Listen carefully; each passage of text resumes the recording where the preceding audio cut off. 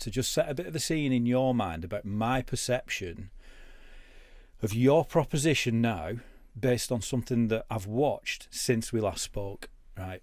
So you've always reminded me of Stephen Graham, right? Not just because you're from Liverpool, but because of your attitude. His attitude to acting, his attitude to his career is that he's driven. It's a craft. He's committed to it. He's passionate about it, and that comes across in every single thing that he puts on screen. This last week I've watched the 4 episodes of Adolescence. I don't know whether you've seen it. I've started like the first bit of it, but I haven't finished it. Okay. The missus won't watch it with me because she says it's too upsetting or whatever. Understandable. Has she seen it? No, but she's heard the storyline. Yeah, me too. So you'll know about the one shot each episode. Yeah. Fucking incredibly mind-blowing, that. The fact that Ashley Walters is it, the black lad, goes to the car from the radio, sits in, speaks to his oppo, and then they roll, the camera follows, and all the behind the scenes of that. I don't know whether you've seen any of it. You've got this gimbal where they then take that camera and move into the house with it. Everyone's waiting in the house for the next scene, and the whole thing is incredibly put together.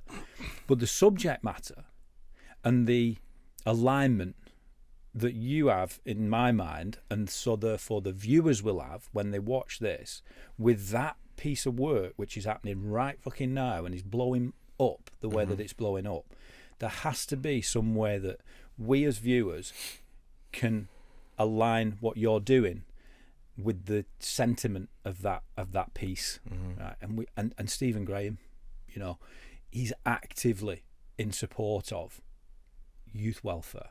One of the things he said in a recent interview, which I thought was fucking incredible, as a family man, was the thing that is the most beautiful sound in his life is walking across the landing at home and hearing his kids behind their doors laughing, having a life, doing whatever they do in the, you know, bedroom with their mates and whatever. And I just think that he's got that focus on youth. So I just wanted to put that in the mix as being something that, as an observer and a learner of what you're about, and that's going on at the moment, it resonated. And I just think there's an alignment with that potentially we could have with your brand and with your web and all the rest of it. Okay, that would be cool, because he is a local kind of hero as well, if you like. No, I've seen up until the kid gets into the van.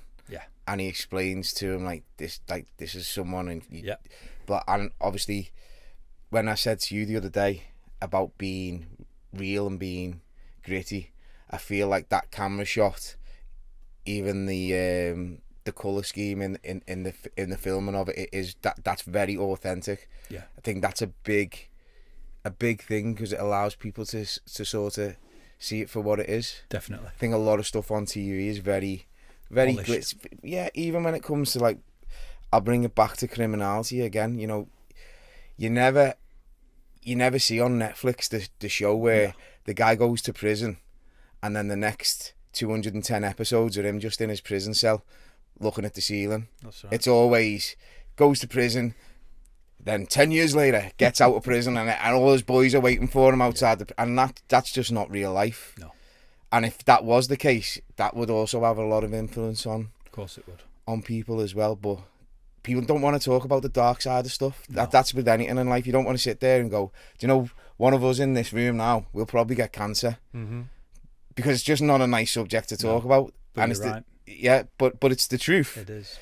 But people don't like the truth. But unfortunately, in what we're trying to do, obviously, bringing this project to life, it's going to affect so many people, or so many people are affected by it, or will know someone who's affected, or, you know, some point in their life they'll be personally affected themselves. And I can't, even in what you've just said, when you've watched the 4 episodes and you've seen how it affects schools, education, institutions, parents, the families of the bereaved, all of that stuff, it addresses each one of those things in such in such a straight bat way. It's very good. Anyway, there you go. That's got a nice alignment though, because adolescence is tippy top of the trending tree at the moment, isn't it? So like, I haven't watched it, so I don't really want to. No, I haven't seen it either. But so until I watch something, I don't really want to comment on it. The beauty about that as well, though, is you haven't even seen it, and yet what you say aligns so well with the sentiments of what are in that subject. So we'll leave that, because it will be something we can leverage later, I think, in terms of the genuine nature of what you're delivering. Okay. So, Sam and Dave, we're here. We're here. And we're going to have a good chat. I'm going to find out a lot about the fascinating world of both of your backgrounds and how you met and how you came to put together the proposition that you're now delivering, the vision that you've got for it, and everything in between. But I want to start, first of all, if it's okay with you, Dave, with you, Sam. And I'd like to know, just if you would, a little bit about your background, about your upbringing, about your education, about the things you were interested in growing up, and how that's translated now into maybe where you got to in your career before you met Dave. Okay. So I grew up in like a very working class family, a family of 6, and I was the youngest of 4 boys. And we don't really get to go into this in the assemblies, because it's not as polarized as Dave's background. But I grew up in quite a emotionally abusive family, particularly my mother. So my mother is what you would call a narcissist, or malignant narcissist. So this is someone who will create witch hunts. So they might say something behind the person's back to turn that person onto someone else, or they might second guess what you believe, and they might cross boundaries frequently.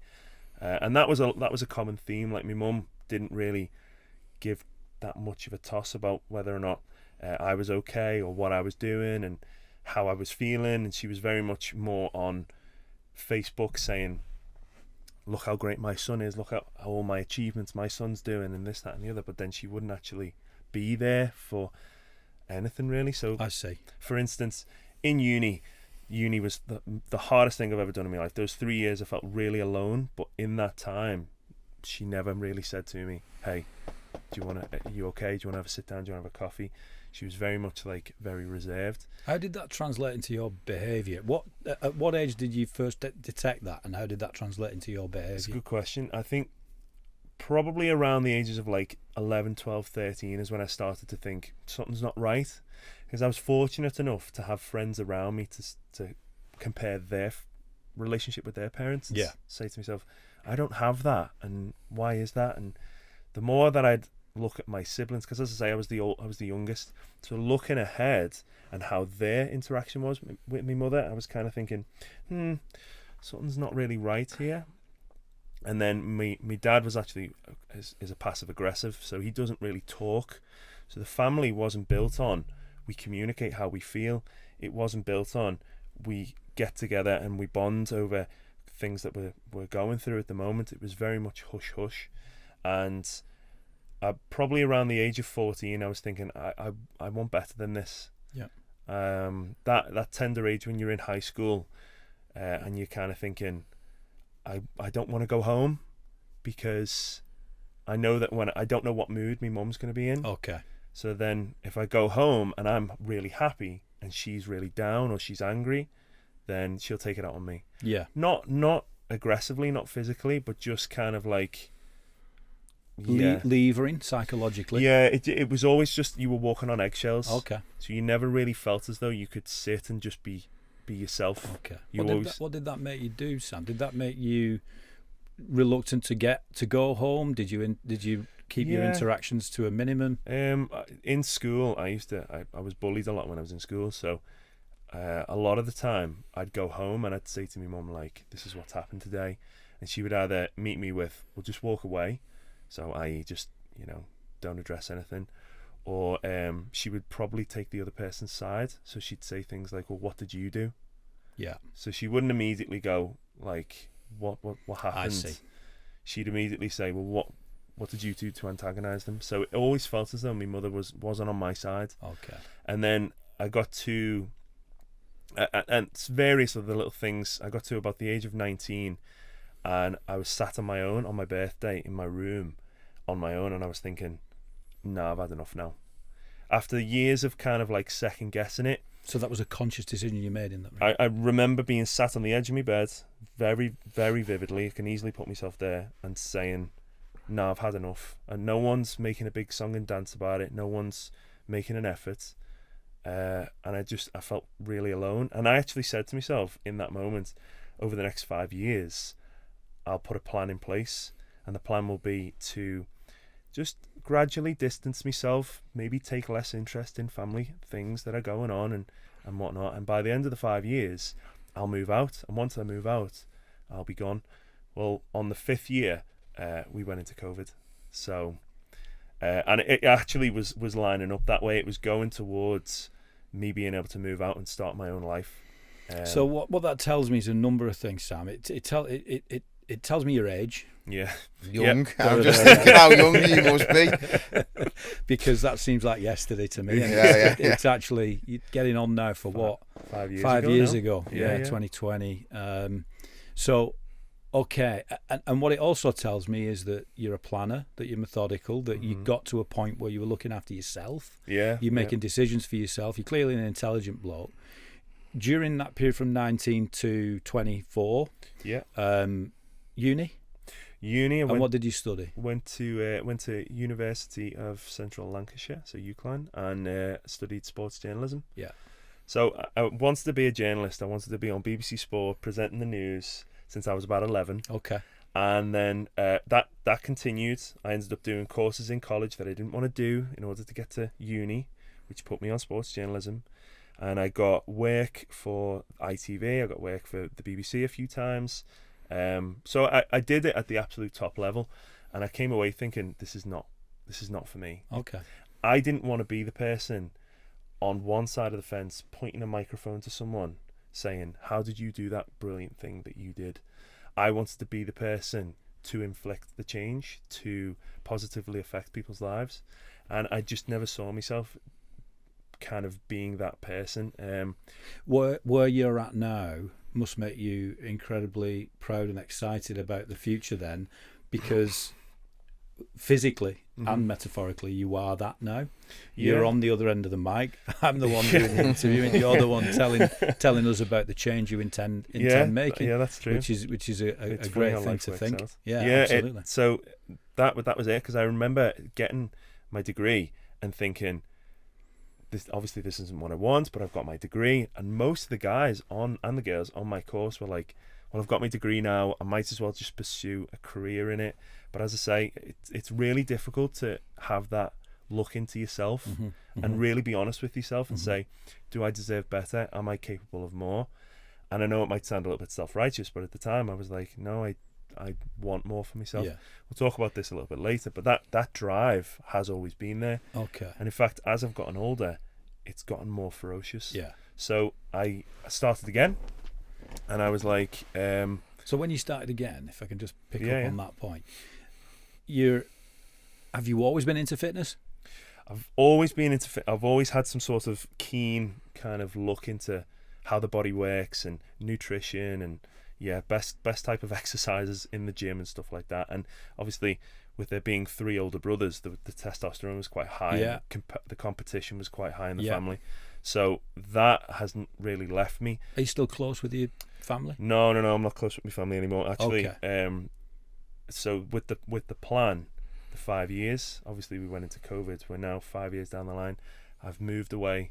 I am probably I'm not going to get emotional, but I am the happiest I've ever been. Good, because that's good. Yeah, and I'll be honest as well. Everyone in the family's blocked.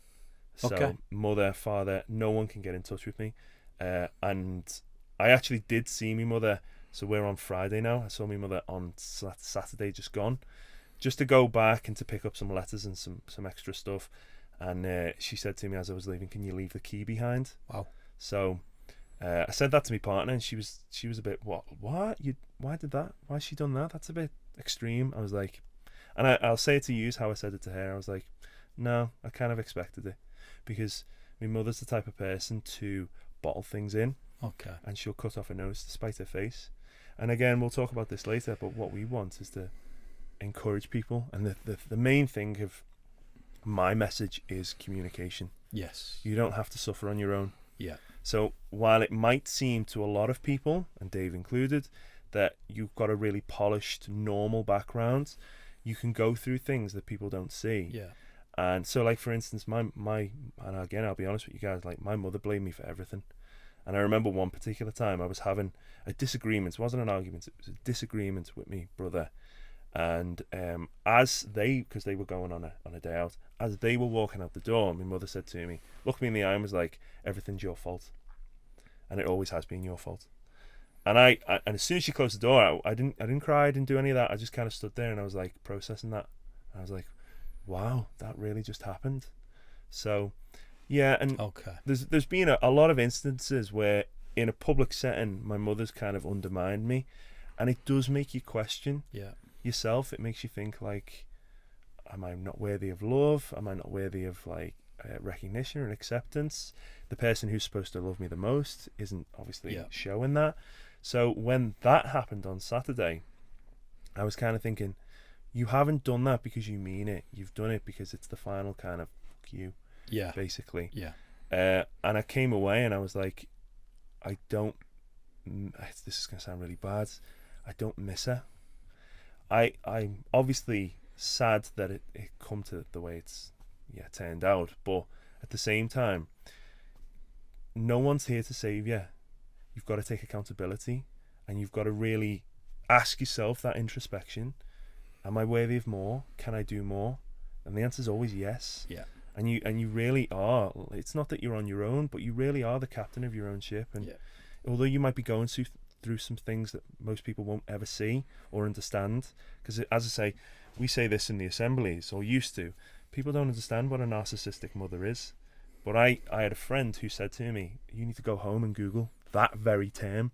And Google's got this amazing thing where it auto-fills in. So I was typing in narcissist, and as I got to the second S, it auto-filled mother. And I clicked on it, and it come up with a big long list of traits. And I started crying because I was like, it's not in my head anymore. Yeah. It's very real. But that also tells me as well that you're not alone. And that there are other people who will be going through that as well, which you're acutely aware of, and you're both acutely aware of. Mm-hmm. So let me just pick up on a couple of things there, just from an observational point of view. So I'm a father of 4 boys. Oh, wow. Yeah. Which is just a coincidence. Yeah, it's a nice alignment. But also 2 boys with one partner and 2 with another. So I'm a hopeless romantic who continuously thinks that everything's going to be great. Mm-hmm. The boys are all, I'm happy to say, close, and you know, see each other as being that family unit. Yeah. And they, I'm happy to also say, haven't experienced any of the things that sadly you have in a 2.1 environment, should we say, arguably. But we talked a little bit about there being a point. That point was a decision you made. Mm-hmm. From that point, when you decided that sports journalism wasn't going to be the way forward, you went into more about fitness and well-being. Yeah, PT. Yeah, and personal training. Yeah. Okay. And I think that takes us to a point at which you met with Dave. Dave, yeah. Okay. Yeah. So that's given us a bit of background to you, Sam, and it's a fascinating one, which no doubt parts of what you said we'll unpack further down this conversation. Yeah. But I'm going to turn to Dave now, because I've described you both as being 2 sides of the same coin. And let's see what our viewers think of that when we hear from you, Dave, now about similar. If you can give us a bit of background to your upbringing, young life, all of that type of thing, and bring us up to speed to the PTing. We'll try. So, my mum and dad. First of all, my dad was a Liverpool fan in Iran. So then he comes to Liverpool to study, and then he meets my mum, and then they move back to Iran, and that was the plan. Okay. That all rhymed as well. What did it? He's a Liverpool fan. He comes from Iran. Yeah. He meets you. Put a beat to that and then make a jingle, can't you? All good. That wasn't planned either. That wasn't a plan. I'm going to try and think of every word that ends with "and" now to keep this going. Wasn't the plan. That wasn't the plan. So then they've gone back to Iran. My mum's nursing there, and everything's good. And then all of a sudden, war breaks out. Okay. So that dramatically sort of turns my life around, because a year later I would have been born, but they fled war in Iran to come back to come to England, and a year later I'm born. Then we'll have to, so they moved to Liverpool, to the northwest then. Yeah. Okay. I think naturally, as a Liverpool fan, he thinks that's where I want to be. Or that's where he'd already met my mother. Oh, of course. So he's come over to study. Of course. Yeah. My mum's actually sold him a car, and then they've seen each other out in a nightclub, and that's the guy who's bought the car off her, and the rest is history. So they've gone back to Iran, because my dad's plan was never to be in this country. He wanted to be back home. Then war's broken out. They've come back to Liverpool, and so for the first 4 years we're sort of living with me nan. And then there's this new place that's popped up called Skelmersdale, with these like really cheap houses, and that's when we then go to Skelmersdale. Okay. Into like poverty living. I mean, I always joke that we were actually quite posh, because we had penguins. I remember the lads coming around going, "Oh, you've got penguin biscuits and stuff," like, you know what I mean? It was like a poor little neighbourhood growing up, but you don't know any different when you're younger. And Dave, you told me that your dad's a very proud man, and only insofar as you described him. And one of the things that you'd said to me about him was that he would always be well dressed. Yeah. Tell me a little bit about that aspect of your dad. Yeah, so at the time it used to embarrass me. Now I love it. I love the fact that he's always shirt, pants, well dressed, well groomed, always clean shaven as well, always well groomed. But at the time, being a kid, I was like, bloody hell, dropping me off to school looking like a lawyer. Do you know what I mean? Yeah. Embarrassing, do you know, but it is what it is. That was his way of being. And a lot of that passed down to me.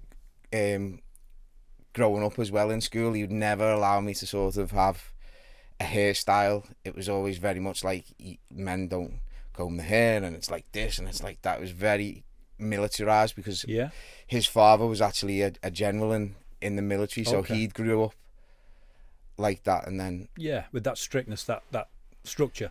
He'd come from a military family, a Muslim military family as well. So everything was not only strict from the Muslim side, but also then you've got the military discipline side of it as well, which as a kid I used to hate every aspect of it. The being different, the being brown when everyone else was white, that everything was hard for me to fit in. I never ever sort of felt like I did fit in. So then my family life with my mum and dad was very the opposite to Sam. We had didn't have loads of money, but we had loads of love. Okay. The family was really nice. Was really nice growing up. So you'd get dropped off at school. Yeah. And you'd be like, okay, cramping my style, all that type of thing. Typical stuff that young kids feel when they're at that age. Also, because he was from a different country, some of the choices of like cars that he'd come home with made up. Like, I've got this car for 50 quid and it looked like a tin of tuna. Do you know what I mean? But he's just made up, because like back home that would have been a worldie. But on the estate, when everyone's in Orions and Sierra Sapphires and that, you know, it was. So it was that whole thing, and I think it used to annoy him that I used to get embarrassed of him as well. That used to hurt him. Yeah. Do you know what I mean? Because he probably could see, like, the fact that I go, just drop me off here, Dad. Yeah.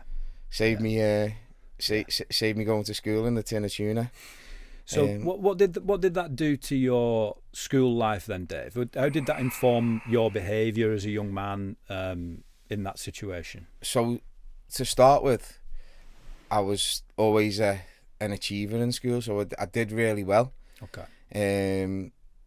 Up until the point of, I'd say, going to high school. So like during like the primary school years, I was miles ahead of every other kid, and then when it came to high school, I got a scholarship to Merchant Taylors.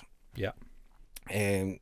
Obviously on the back of the academic efforts, but I didn't want to go. Okay. Because it was all boys, and I didn't want all my mates to go into all these comprehensive schools and this and that. I didn't want to go. So in the end, I've ended up going to a grammar school, which was like not comprehensive school, but not as high as like a private school. So I've gone for a grammar school education, but then a couple of years in, from being really ahead of where everyone else was, I sort of started to lag behind. I later found out that I'm really dyslexic. Okay. That only got diagnosed when I was in prison. Right. But yeah. So just tell me a little bit about the point at which you go to grammar school. Okay, so presumably what age were you at that point? Is it like 11, 12, something like that? Yeah, and that would have taken you slightly out of the routine that all of your friends were in, but also was perhaps not exactly what your parents were aspiring for you to get, which was the merchant tailor route into education. No, don't get me wrong. Were they okay? Yeah, the grammar school, obviously. They supported you in that? Because at the time, there was only like 4 or 5 kids from our area that could get into there. So no one can just go into that school. They would have been really proud of you at that point. So, yeah, so a lot of the people that, I did go to school with, they've all a lot of them are successful in their own right. Yeah. It was a good education. Unfortunately, with this dyslexia, like I know now, I couldn't make the most of it. Okay. That's when the wheels started to fall off. 13, 14? Yeah, probably. And then I had this thing of, I'm different. The kids in the school would skit you for not only like obviously the colour of my skin, but then also the fact that I'm from a poorer area than them. I didn't have the things that they might have. Yeah. So that then I'm starting to think, okay, well, I'm gonna play into this bit of a different role, and then started becoming I wouldn't say naughty, but I'd fight if needs be, because I'd always get a pat on the back off my dad for sticking up for myself, which was the opposite to what you were saying before. It was like they'd all everything would be like, no, you stick up for yourself, don't worry, if you get suspended, that's fine, if that's fine, you can do this, you can do that. So that then made me even think, okay, so it's okay to be, gave you a channel, a bit naughty, and that then started to shape my identity to be a little bit unruly, a little bit naughty. I was always well behaved in the home in front of the parents because I was petrified of my dad and his ways, but then outside of the home sort of started acting a bit bit more off the rails, and then again because of the estate that we were on. So this is it. So you're at grammar school. The environment there is allowing you to play a certain role. So you're channeling aggression and getting satisfaction out of playing that role. You're getting endorsement of it almost from home because your dad is very defensive of you and wants you to be okay and wants you to look after yourself, wants you to be independent and all those types of things. But then out of the school environment, what you've then got is presumably a close-knit set of mates who were your life outside of school. Or were you just... No, I'd say like there's going to be a lot of reference to friends, and then when I think about them, they're all in prison. So there was me and another friend of mine. So I had like a best mate on the estate. Yeah. We were like thick as thieves. Yeah. So there wasn't like there was the hanging around with sort of people who would lead me astray came towards like later. Okay. So let's teens. talk about that 13, 14-year-old period where presumably you're with that best mate, you're thick as thieves. Take me through a typical kind of weekday, evening, weekend. What was going on? So he used to wait for me to get back from school. Again, because it's like I said, on that estate, we were considered a little bit posh because like we had the penguin biscuits. Yeah. I always had food. Yeah. So he'd wait for me. So by the time I'm coming home, he'd be at my front door. And then, to be honest with you, all we do is sport. Yeah. We play football non-stop. We were both really good football players. We'd run. We'd do anything physical that we could. But then, obviously, when I'm thinking about that, there's a few incidents that aren't really normal. I remember sort of one day when we were playing football, we've crashed out on the field, and then there's a house getting robbed across the way, but we're just watching it. We're not thinking. Obviously now I know they were like heroin addicts jumping in. Yeah. Because on that estate as well, you had some flats which were predominantly drug users. Yeah. So there was people coming and going all the time. So we've watched these heroin addicts rob this house, and then obviously the police have come. We're just sitting there, two kids, and they're like, "What's happened there?" And we're like, "Oh, these lads have just gone in and out." But then his granddad had seen the police talking to him. So then, when they've gone, and we've gone to walk off, he's got a tin of beans and just like cracked them over the head with a tin of beans in order to say like, "Don't do that," you know. And that was a shock to me. That was the first time I've ever seen something like that. So, just to clarify that then, your mate gets cracked over the head with a tin of beans by his granddad and gets told to go to shop because he was talking to the police. Yeah. Okay. What did you read into that at the time? Nothing, or? It's hard to say because we're talking about like the late 80s into like the early 90s. Yeah. So I feel like like smacking and things like that you're seeing it, and it wasn't like a big thing. Everything wasn't as PC as it was this day, so I didn't really make much of it. I just used to.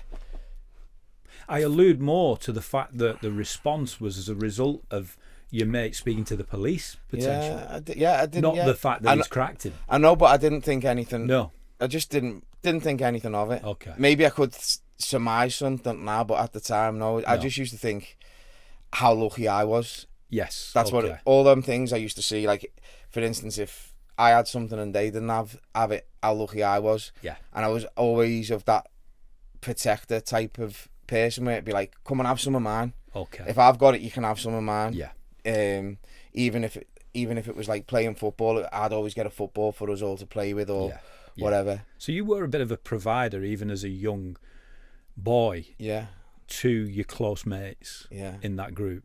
Yeah. Did you see yourself looking back as being naturally becoming a bit of a leader of that little group at that age?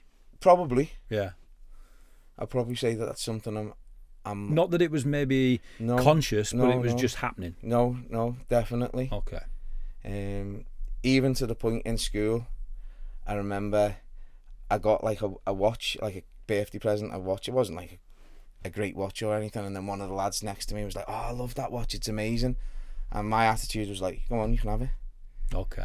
I just give it to him, and that made me feel better than probably wearing the watch. I wonder whether that was to do with that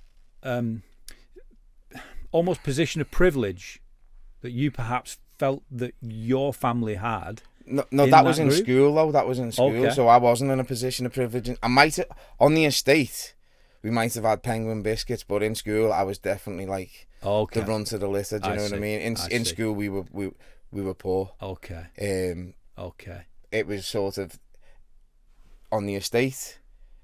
we had a little bit. I'm not saying we were rich or we had money, but we had a little bit more than everybody else because that estate was poor. Okay. It was like when I say poor, I remember one of the things we got told for art was to draw what you see outside your window.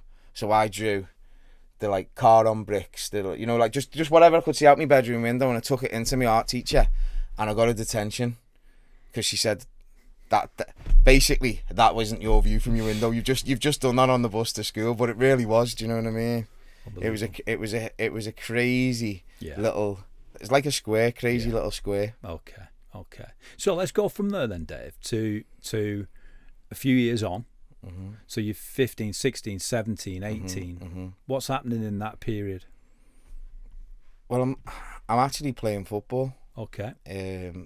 I was a really good football player, but then with the playing football and being good at football, then the older lads wanted me to like play with their team. Okay. We'll pick you up, we'll go to footy, we'll pick you up, we'll go to footy. So I sort of start knocking around with lads that are like maybe mid-20s. Okay.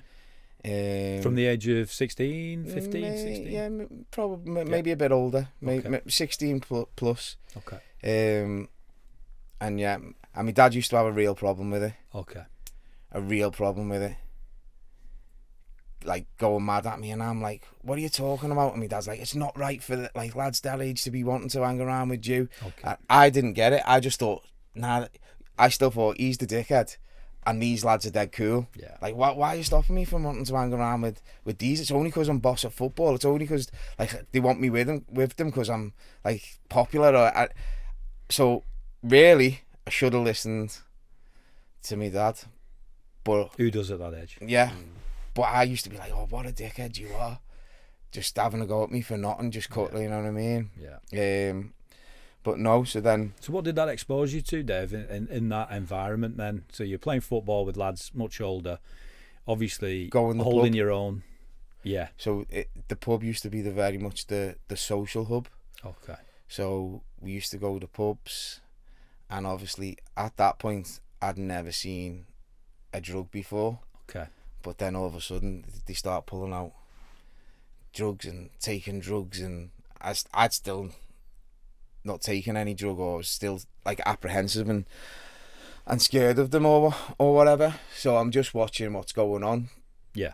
Everything's fun, playing pool, drinking, having a laugh. They're taking drugs. Everyone to me is just having a great time. And then it got to the point where I can't wait to get in the pub. Yeah. And you're not earning at this point. You just said something that's I've learnt from you is part of your character. You were just watching what was going on. Mm-hmm. You take things in. Mm-hmm. You're observing. You're seeing what the lie of the land is. But if you're not earning, how is it that you're turning up at the pub, getting the drinks? I wasn't. Part of that? They're just obviously buying. Okay. That's another thing. It was that whole thing of, what do you want, lad? What do you want? Do you want a Red Bull? Do you want this? And I'm like, wow, like this is great. Yeah. Like these love me. This is amazing. Yeah. It was a proper feeling of like, and then especially when they used to tell stories, and I'd be thinking those stories, like for instance, they might get into a fight, or telling a story about girls, or telling about going out, or this, and I'm picturing all these. Yeah. There's nothing romantic or great about these stories, but to a young mind, when you're hearing them, you make the best of course you do. Whatever situation. At this point as well, you know, I've lived a bit of a sheltered background. I've never been on holiday. Mm-hmm. I'd never been abroad. I'd never been away. Yeah. I was very much in the estate. Yeah. Maybe a trip to Southport. Yeah. And that was it. Whereas all of a sudden I'm hearing lads talking about they've gone to Spain and they've done this, and the pictures that conjures up in your head. Absolutely. I mean, I think that's a lot of what people do, don't they? They fantasize about, that's gonna feel like this. They're actually doing it. It never feels as good as actually thinking about it. But I want to pick up on that later, because there's an observation to be made there about the fact that what you imagine in your mind at that point in time, without any reference visually from social media and what that can help you with in terms of painting a picture. You did that all of yourself. You had your own imagination based on the pictures that were being painted for you, and the desire for that must have just been growing at that point, to be part of that, to be aligned with it. But we'll pick on the power of social and how that is having an effect on young people. But also, I forgot to mention, at that time, I said about my dad not wanting to be in England. That was never the plan. So throughout my childhood, it was like, next year I'm going back home. Next year we're moving away. So in those years, my dad moved back to Iran. With my sister. I see. So she did all her schooling in Iran. Right. So the family, the plan was they all go to Iran. So my dad went first, and then my mum followed. Okay. So how much younger is your sister than you? 7 years. Okay. So she went just. He didn't want her going to high school in England, basically. Okay. Do you think that was because of what he'd seen during your life at high school, or he just had a bad time? Yeah, probably had a bad time with me. Okay. Even if it was like, and it was just cultural. Yeah. Even if it was like just seeing me, like now he's not the same guy. Okay. Because he's very English now. Okay. But at that point, it was very much like a square peg in a round hole sort of thing. He was still trying to probably find his way, because he was only probably in his 30s then. Yeah. And he'd been immersed in an Iranian culture, in a Muslim culture, and then he's come to the UK at that point. And then what he's seen is his son, his lifeblood, having a different view of him. And that's a big shock, isn't it? And that's something hard to deal with, I guess, when all you want is the best for that boy. And then you see him moving further and further away and becoming part of something that perhaps he has a different view on to you.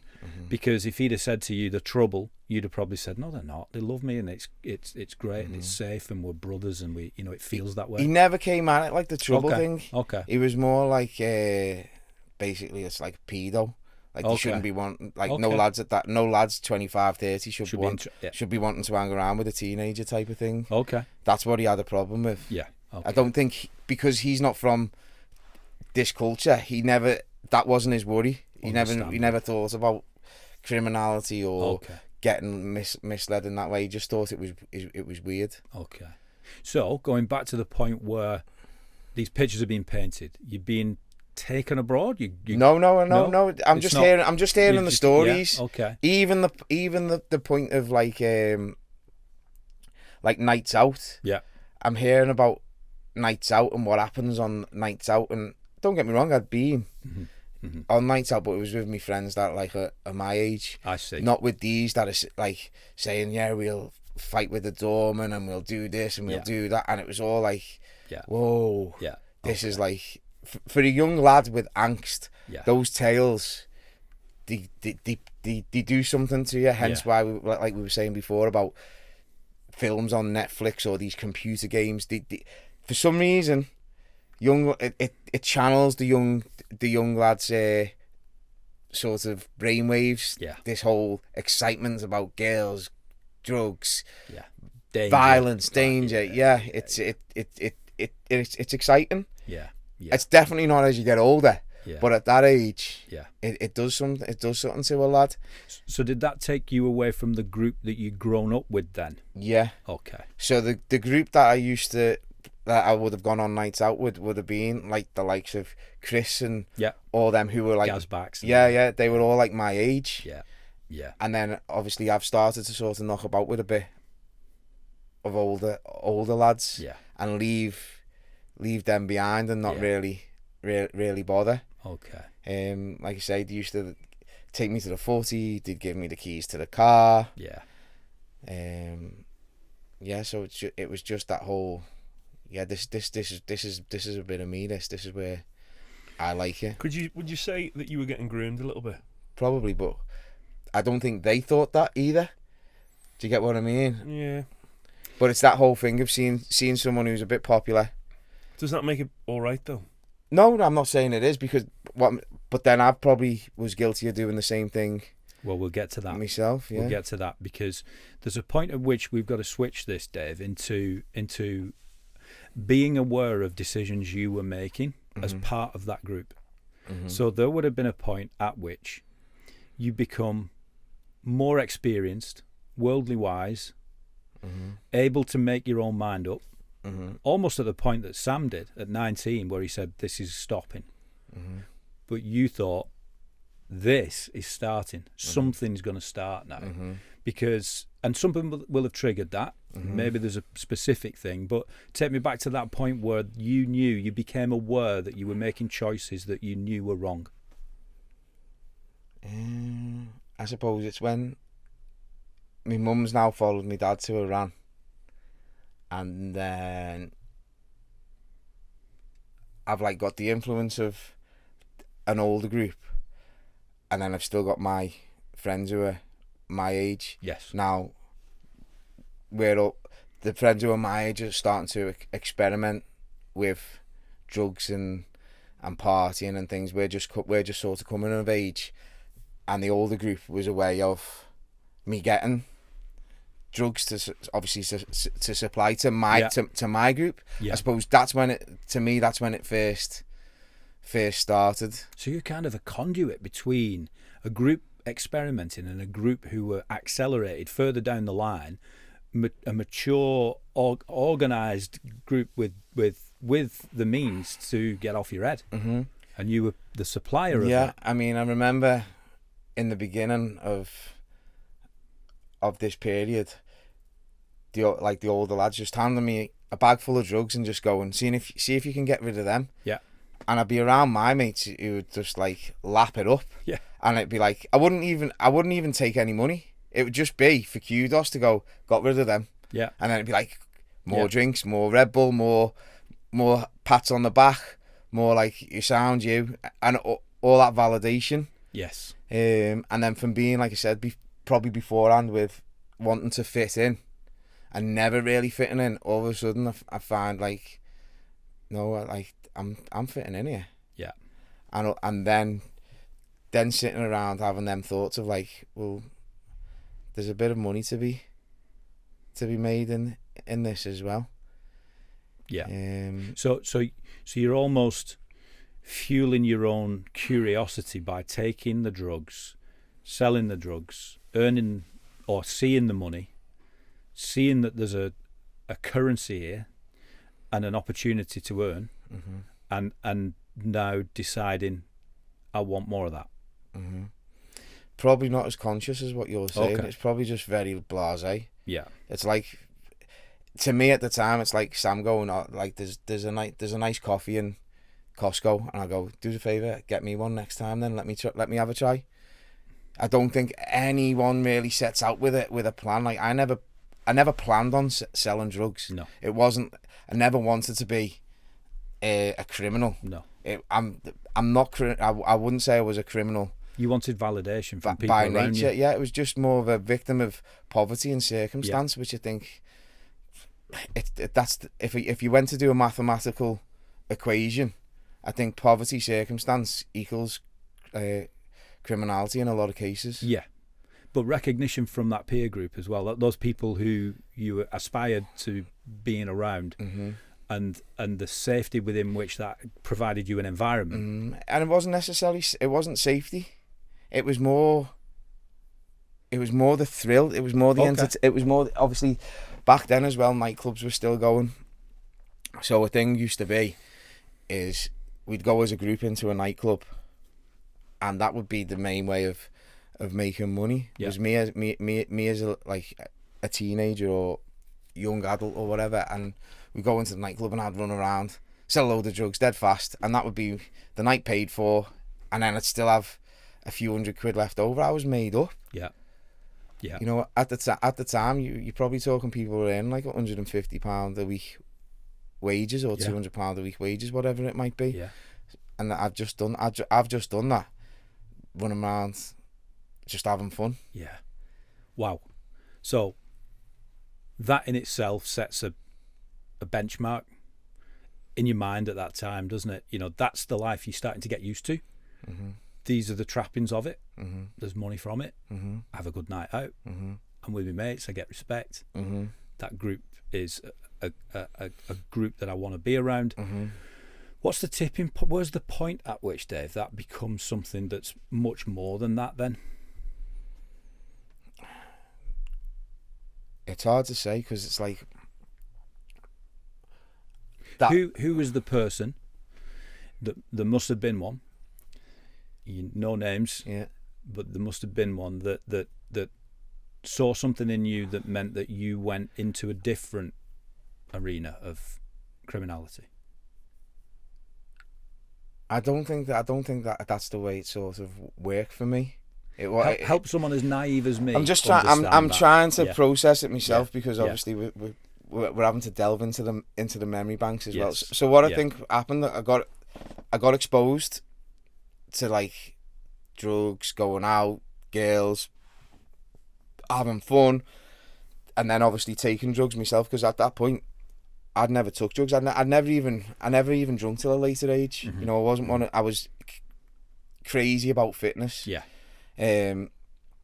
So all these things happened a lot later. The taking the drugs, the going out and stuff like that. Okay. It happened a lot later, and I probably used to go out with the lads who was maybe used to run the doors or do the door work, and I'd be a kid next to them, and I'd enjoy being around them, and I probably was more intrigued by the social dynamics about these get treated different to everybody else that's in the nightclub, and that's probably what I liked. Yes.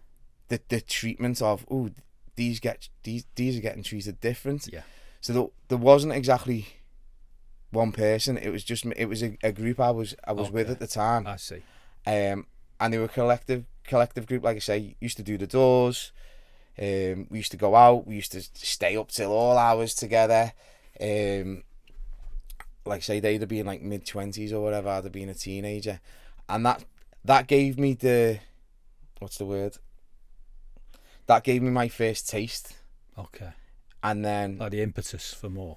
Well, no, because then it sort of like I went, no. All right.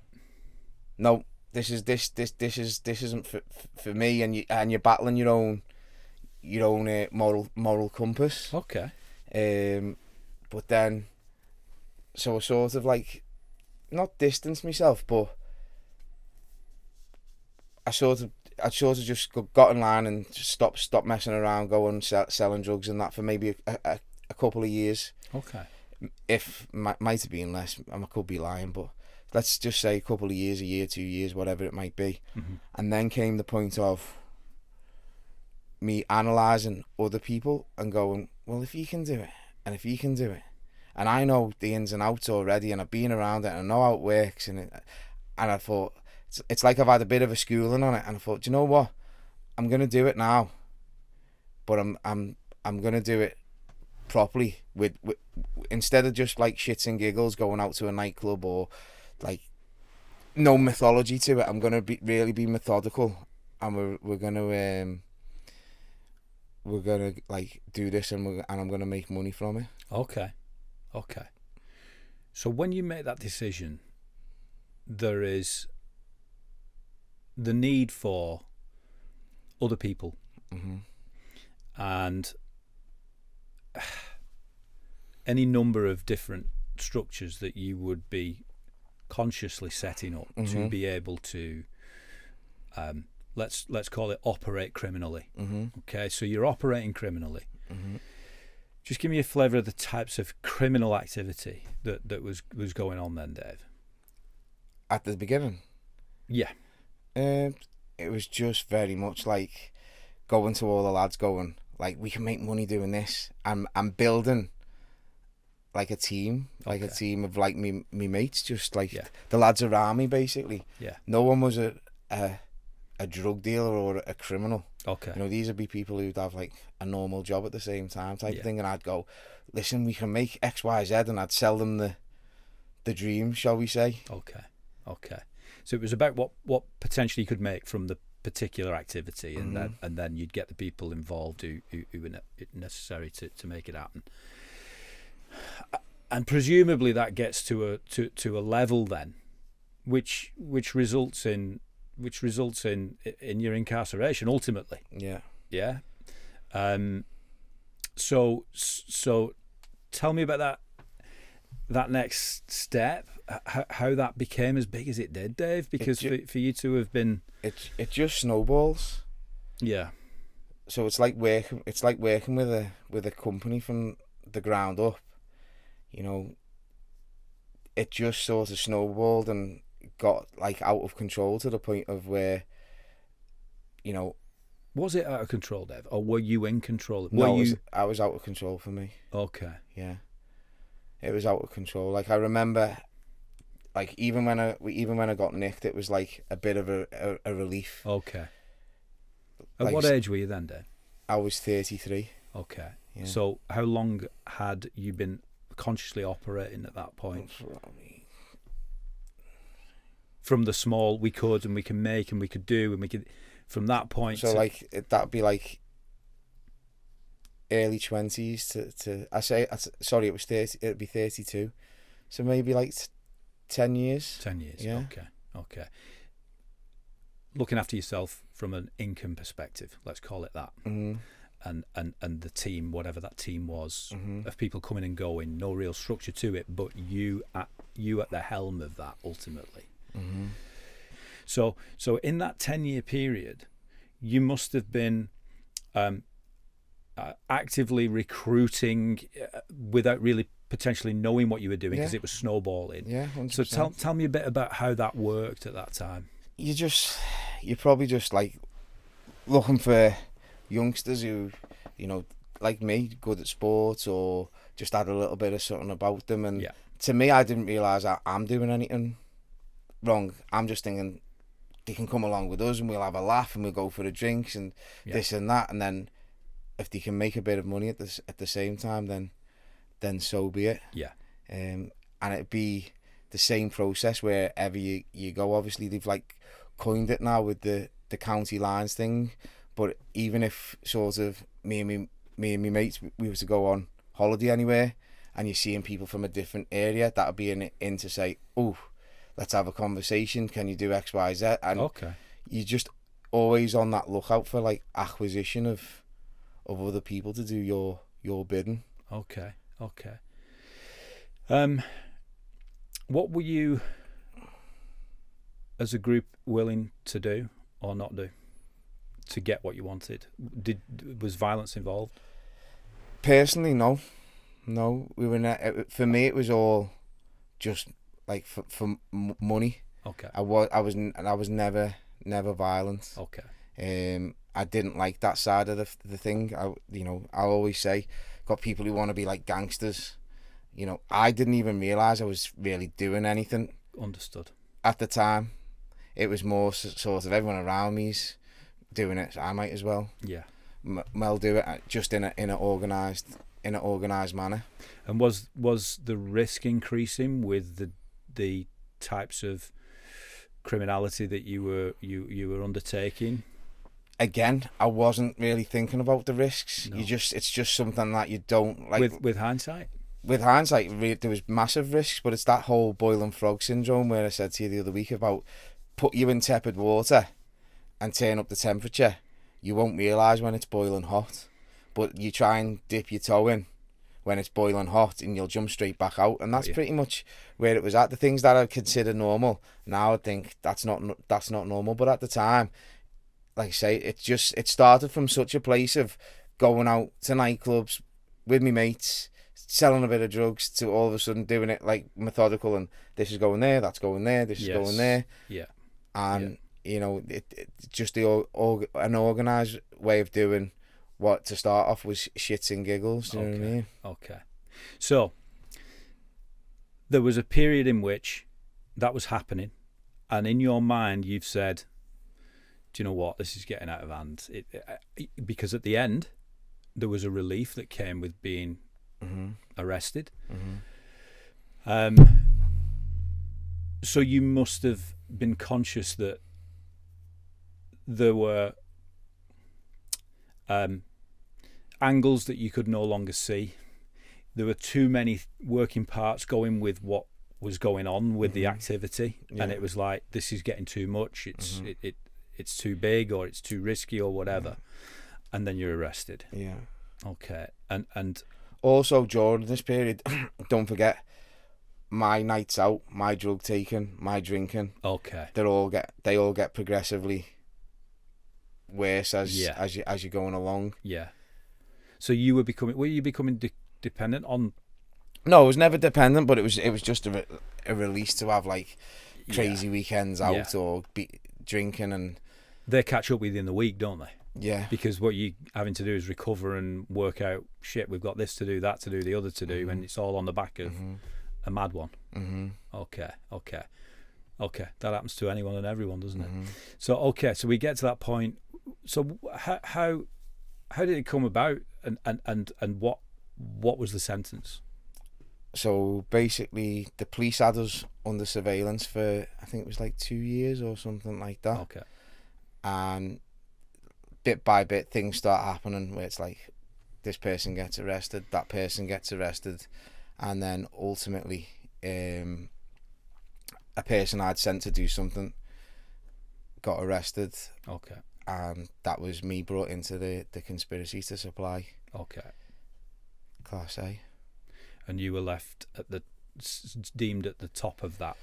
Well, I was given a leading role, but Okay. it's the way they word things and the way it actually is. You know, we were just a group of mates. Okay. They'll say that you was like an organised gang or whatever, but to me it was just me mates, and we're just all making a few quid, and you know, I didn't really see the severity of it until like the shit hits the fan. Yeah. And I think that's one thing that I just want to sort of point out for these kids when we go in. It's like, you know, no one talks about the bad times or what can go wrong or how it feels. Yeah. You know, I'll never be, like I said to you before, I can't be anti-crime. No. Because I've committed crime. But what I can do is just give you my experience, my TripAdvisor rating of prison. Yeah. The shit you'll go through when you are involved, the stress you'll put yourself under, the relationships that'll break down, the sleepless nights, the worry, the anxiety, you know. And then if it's still for you, we can't control people, but maybe we can just funnel them in the right way. You put that so well. Just tell me what the sentence was, and then tell me a little bit about your experience in prison then, Dave. Yeah, so between us all, the total was like 150 years. Right. Mine was 8 years. And then prison. How long of that did you serve? 4. Okay. Yeah. Prison, I mean, it's like anything, you'll just get on with it and you'll just do it. But it's a waste of good life. You know, it's a place where, obviously, like I said to you in another conversation, time is the only currency that we do have. Yeah. And that is a real price to pay, is taking that time away from yourself, especially with like loved ones and things like that. For me, a big one when I was in prison was watching people's brothers, mums, dads, whoever pass away, and they're locked away for that event. And it's like, there's nothing you can offer me that's more precious than my time. And that's the evaluation that I got from obviously being away. Is like, I'd rather have 0 and be able to walk around and maybe sit on a park bench and look at the sky and breathe in some nice fresh air than to be sat on a pot and, you know, behind the door. Well, behind the door, having to shit on a bog that you can't even fit your legs on, and or you're padded up with somebody that your mate sat right at the side of you. Yeah, that you don't like. It's just not even your mate. Yeah, maybe someone you don't want. Yeah. Okay. When you were in that 10-year period, what was your relationship like, if at all, with your parents? Do you think they suspected anything? Yeah, they knew everything. Like they I couldn't hide it. Okay. Do you get what I mean? My mum was just in bits, from it all. And what about then when you were eventually arrested and imprisoned? What happened then with your parents? Same again, broke them. Right. And seeing what I've done to them as well, it pains me. Okay. You know, I make a point now of every day visiting them, spending time with them, because when it was taken away from me, you know, they're the people that count. They're the people that'll show up every day for you. They're the people that'll be at the end of the phone every day for you. They just won't let you down. But I feel like I did let them down. What do you think their view of you now is? Do you think that they believe that you're completely changed? 100%. Because they know the person that I was on the inside. That's what's so difficult, and that's when we go into the schools or what have you. That's the bit I come from. It's like, even when I was locked away with other lads and that, like, prison isn't full of bad people or bad guys. You know, they're just like me and you, just made a few wrong choices maybe, or just had no money and got desperate. You know, desperation does a lot of things to people, and when you're sat in a MP's chair, or you're a lawmaker or a rule maker, you don't know what it's like to be hungry, or you don't know what it's like to look at someone else. For instance, with me and the Penguin biscuits when I was a kid, thinking exactly the same thing myself. Do you get what I mean? You have to have lived it to feel it. And that's why when we go in, you know, I just want to encourage the kids to sort of play to your strengths and, you know, be what you want to be. So there's a lot to take in there. There's a lot from both of you to take in. And the fact that you have both had the experiences that you've had growing up and into early adult life, albeit one of you being slightly older, shall we say, if I can get away with that, Dave, than the other, yet you've both had experiences that have shaped the way that you are as people. Okay, I really appreciate the honesty with which you've both spoken about that so far. The fact that you are now working together to offer support and observations and guidance for young people is an incredibly powerful connection that you're now making, and we'll get into some of that. What I want to do is ask you, Sam, a couple of questions that occurred to me while Dave was talking. If I were you, with your experience with your parents, I would be thinking about Dave's choices, which we know were no worse than other people in a position of potential poverty, desperation, the aspiration to be like these guys. All of those things that happened led Dave down the path he went down. If I were you, I would be turning to my parents and saying, what's so bad about me? I kind of did. I was like, do you know how easy it is to get into drugs?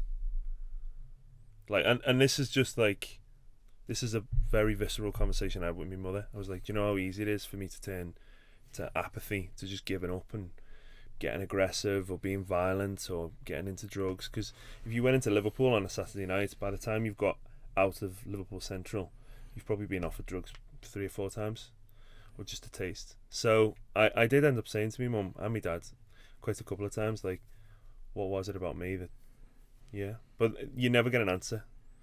And that's the hardest part, is that you're left to just find the answers on your own and have that introspection. So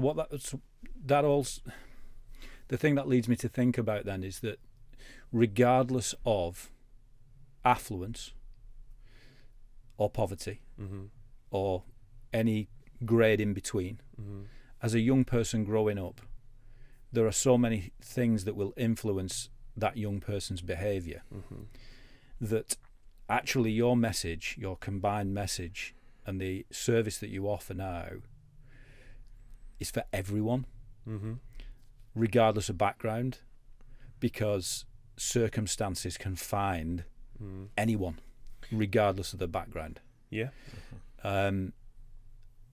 So you became a personal trainer. Dave, I'm assuming that you've been released from prison. The time that you were given to think about the time that had been taken away had changed you when you came out. So tell me a bit about what happened next.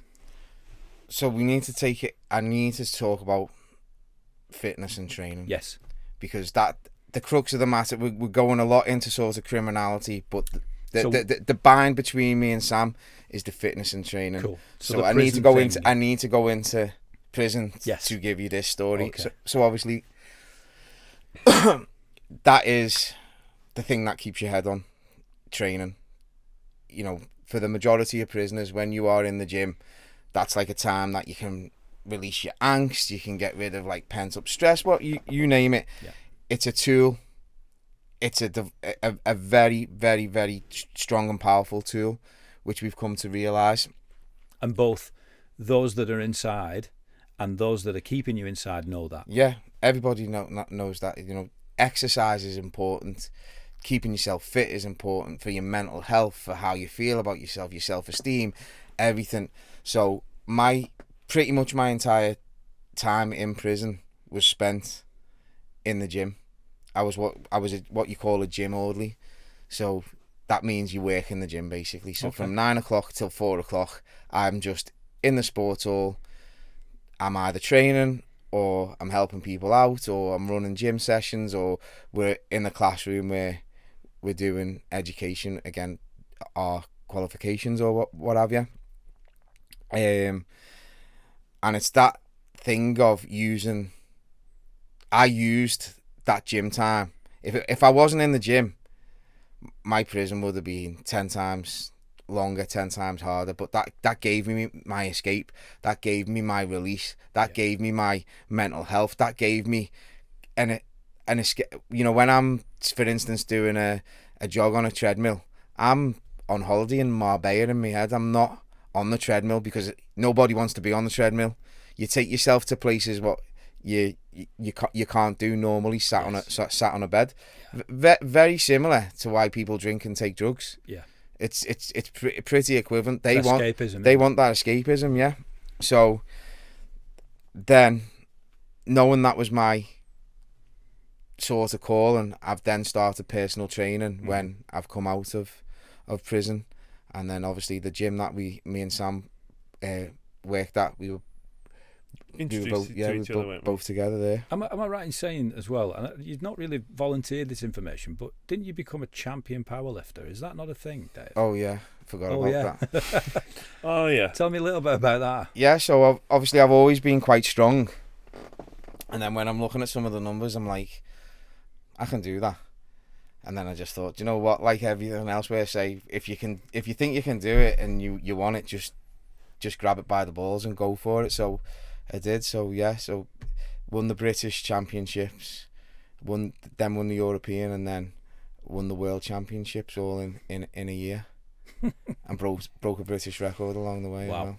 I kind of want to touch upon something we had in a previous conversation, which was you, whilst working in the gym in the prison, you had several people who were probably the heaviest hitters of criminals that you'll come across. And whilst they were out of the gym, they were quite going back to old ways. But when they were in the gym, they just seemed like normal, down-to-earth people who were able to cathartically come to terms with themselves. Well, that's where this idea comes from. It wasn't several. There was like a whole sports hall full of young. I wouldn't. They weren't bad kids. Just wrestling. You put 20-year-old kids.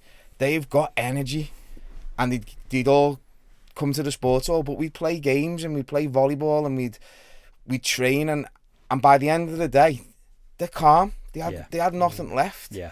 And there's a lot to be learned from that. Yeah. There's a lot to learn from, and channeling energy. Well, yeah, and when you say about me being observant, I'm looking at that thinking that should be the way everywhere. Do you know what I mean? Even if you put that in, if you put a fishnet over society and went, right, I don't know what an estate is in Wigan, but this estate in Wigan, you are all coming with me now for the next 6 weeks, and we're going to train for 3 days, and we're all going to eat right, and I can guarantee you at the end of the 6 weeks, every single one of them is going to feel better about themselves. And they're all in bed at 9 o'clock at night. They're going to sleep better, they're going to feel better, the mental health's going to be better. Yeah. And that's that is the power of the streets will be quiet. Yeah, that's the power of training. That's the power of fitness. The other thing as well is what you said again in the same conversation, that it's just full of sad cases in prison. It's full of misunderstood. So like one of the kind of poetic things about our relationship is I've come to terms with my upbringing, and as I said before, it was and is very easy to fall down that kind of spiral of what's wrong with me. Am I doing something wrong? Am I a naughty kid?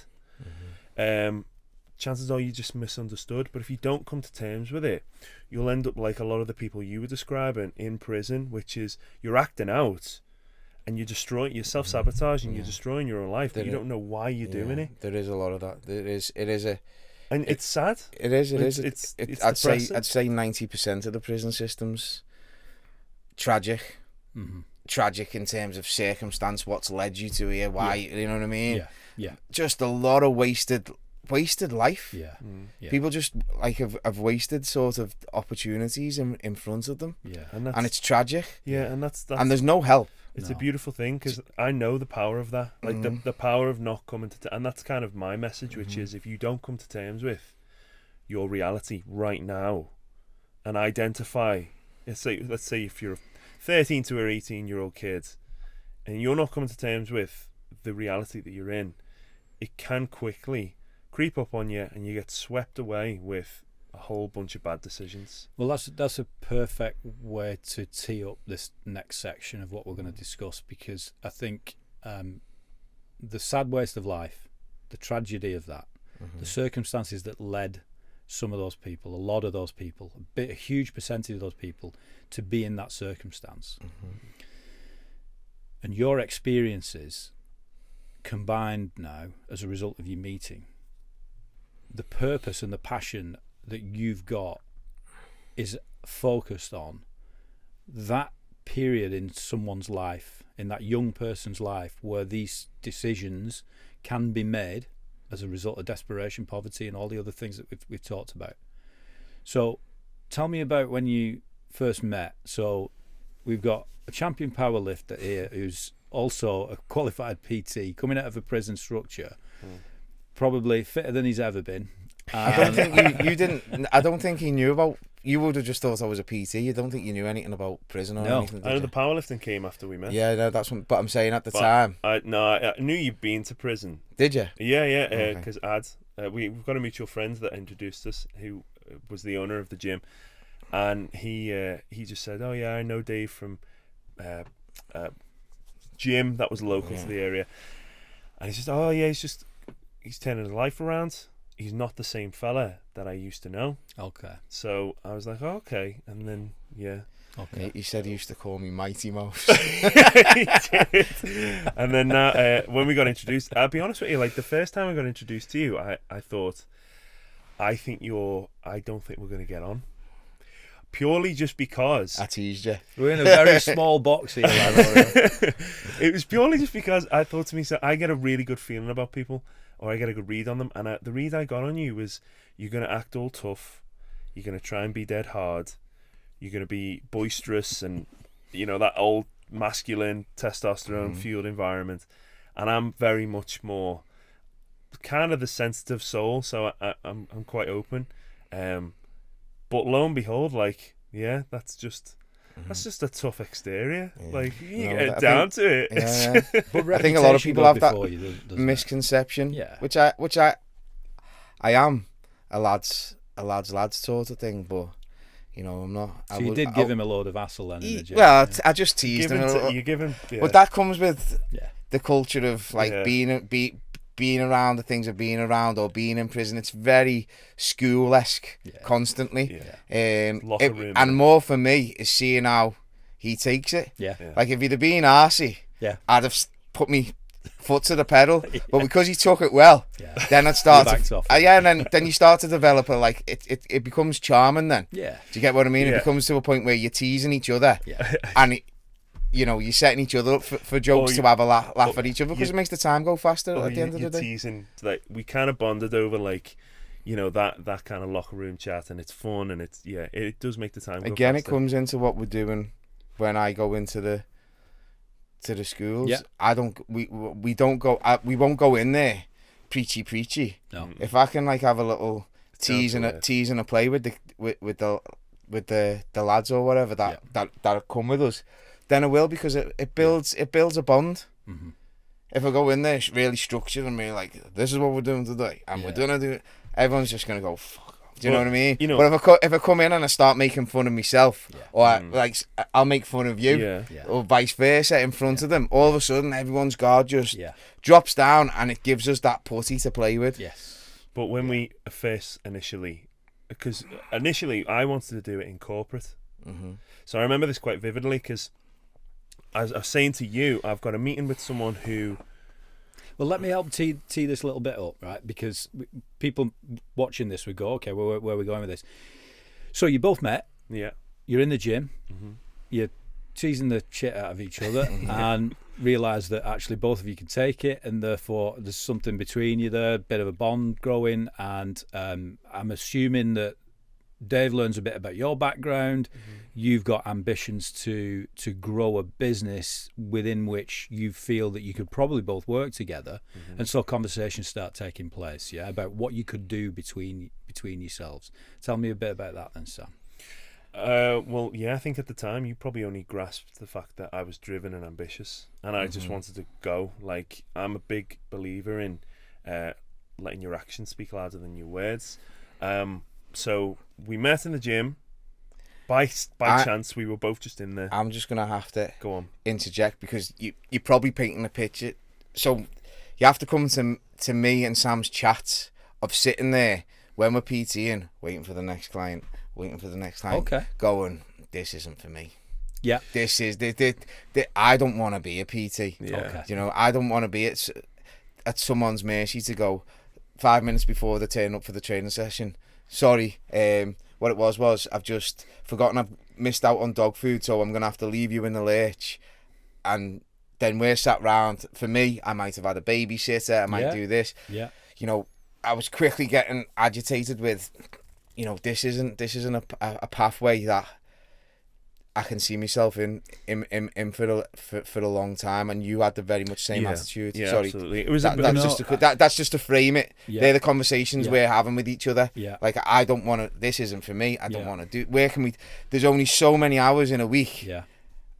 Again, we're saying about time being the currency. Yeah. You can only PT so many people in a day. Yeah. Mm-hmm. Yeah. And that's it. So at the time, I was maxed out. Yeah. To the point where I wasn't probably PTing to the best of my abilities, because I'm just clock watching. Yeah. And I thought, this isn't gonna last. No. It's not just that though, is it? It's like you're constrained to one person for that hour, and if you've got a full 12-hour day, full 12 people, you can't do anything else but just be there. Yeah. You can't be on your phone or on your laptop doing emails. Sometimes you can't even get it. You can't even eat or go to the toilet. Do you know what I mean? Yeah. So you are very much constrained to one thing at one time. So on that point then, so what we've got is a passion for fitness and well-being and health.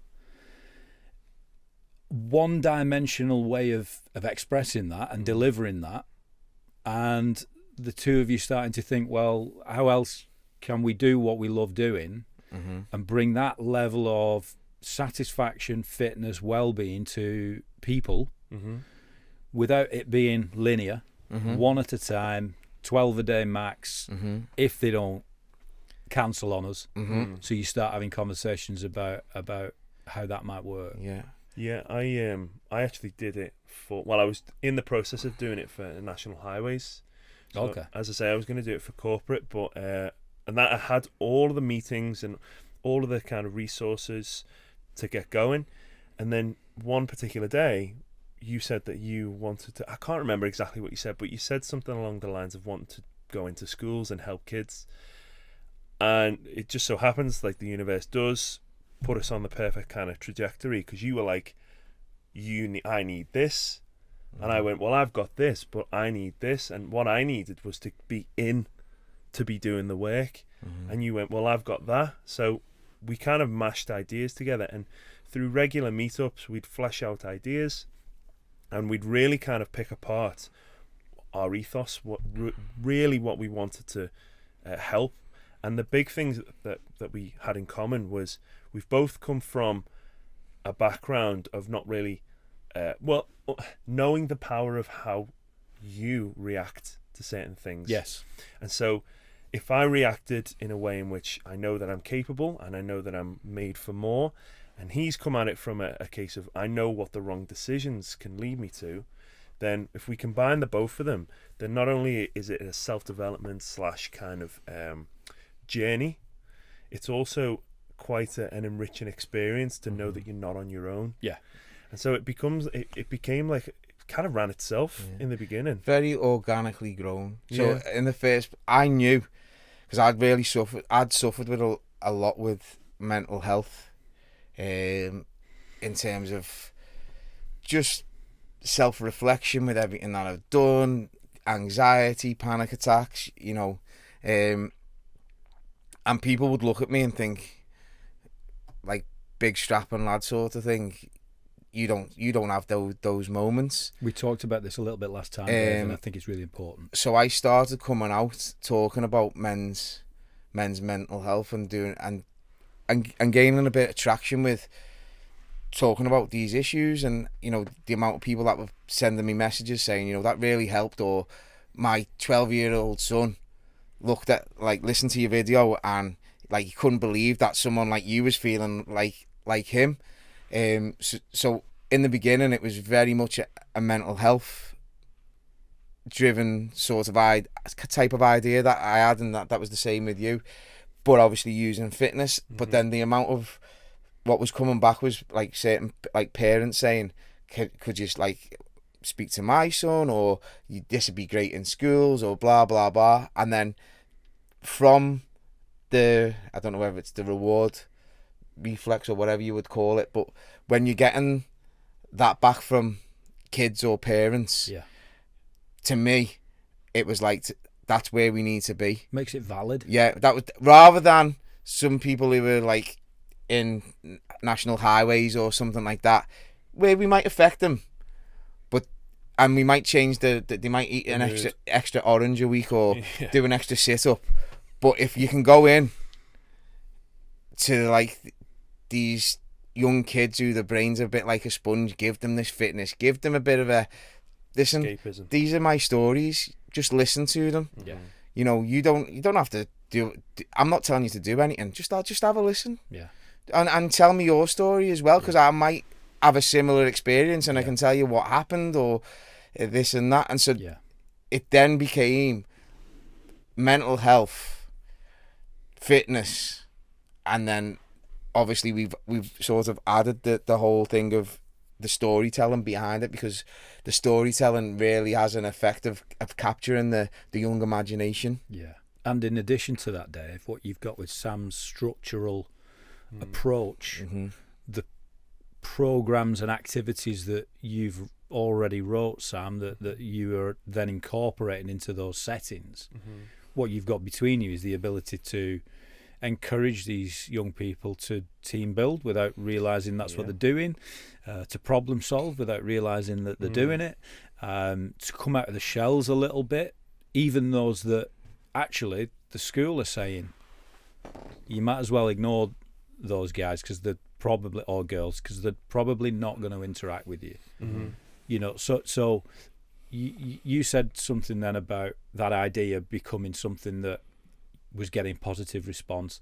I see that as validation for the idea that you've got, and not only the idea, because having an idea, anyone can have an idea.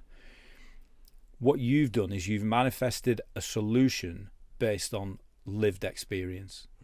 You've organically, which is I think really important to say, over a period of time where you've gained each other's trust and respect, pulled on each other's experience to build something that is a solution now, which in my opinion, having learnt a lot about it just from conversations with you, is an incredibly powerful tool at the right point in someone's life. So that's really exciting. I want to know a little bit more about when you first got into a setting and you were like looking at each other and thinking, we're doing what we're doing what we said we were going to do here. What did that feel like? How did that go about? How did that come about? So we used to do an assembly at first. Yeah, I was on top of the world. I can remember. You said we've got an assembly in a school in Blackpool. We're just going to go in it's an hour long. It doesn't have to be an hour. We're going to talk, and just basically from that we'll gauge who's interested. And I was bricking it a little bit on the car ride down. So I'd already done this previous, but I'd done it on my own. And doing it on my own, I realised, while it was great me talking to these were college age as well, while it was great me talking to them and they were really engaged, and a couple of the teachers were like crying and this and that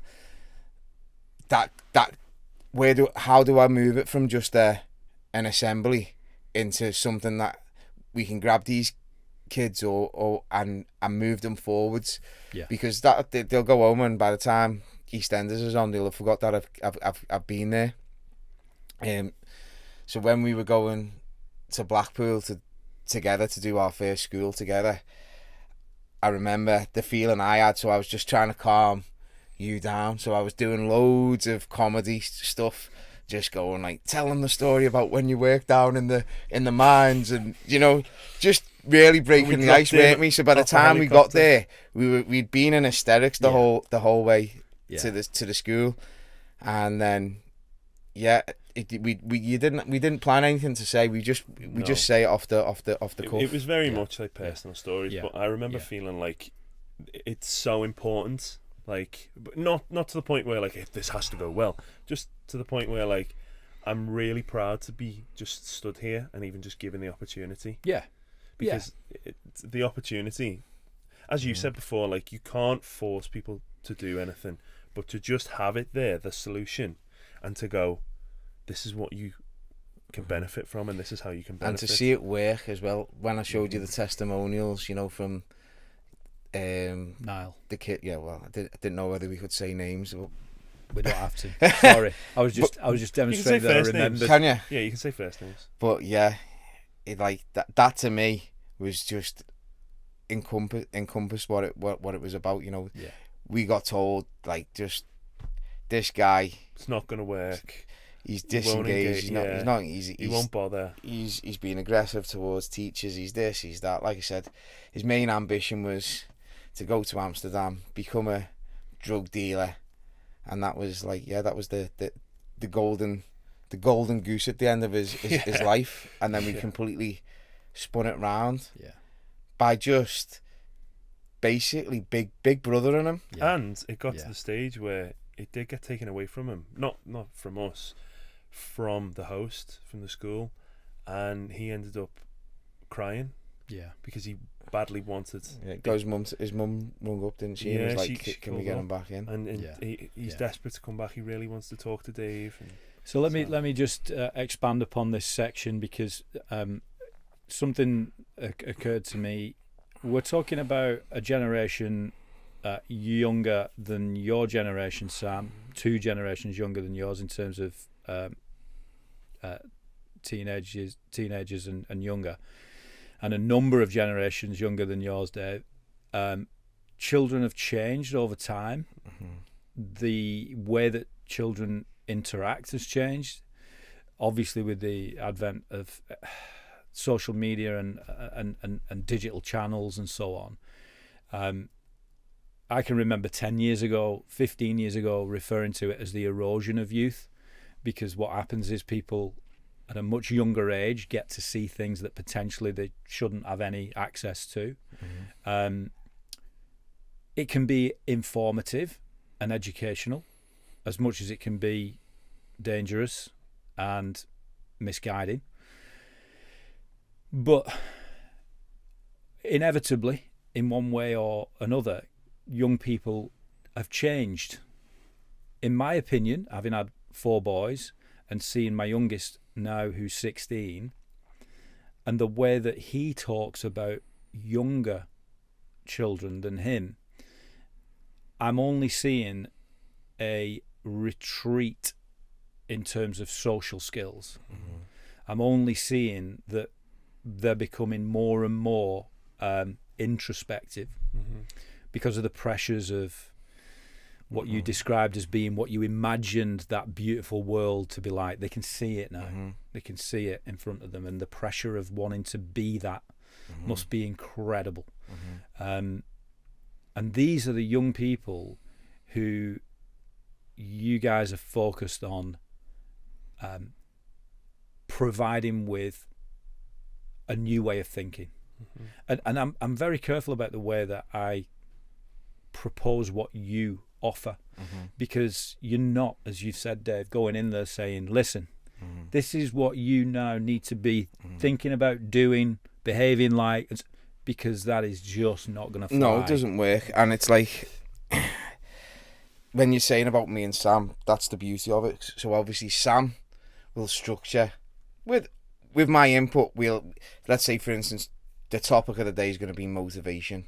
So we will structure some sort of practical fitness activity that will show you at a point where we go, this is what motivation is. Yes. Obviously, there's a whole other avenue to that where we can go into like discipline beats motivation. Confidence, teamwork. We can take that wherever it might be, but that is the very for the classroom framework, because obviously people want to see what are you going to do. Yeah.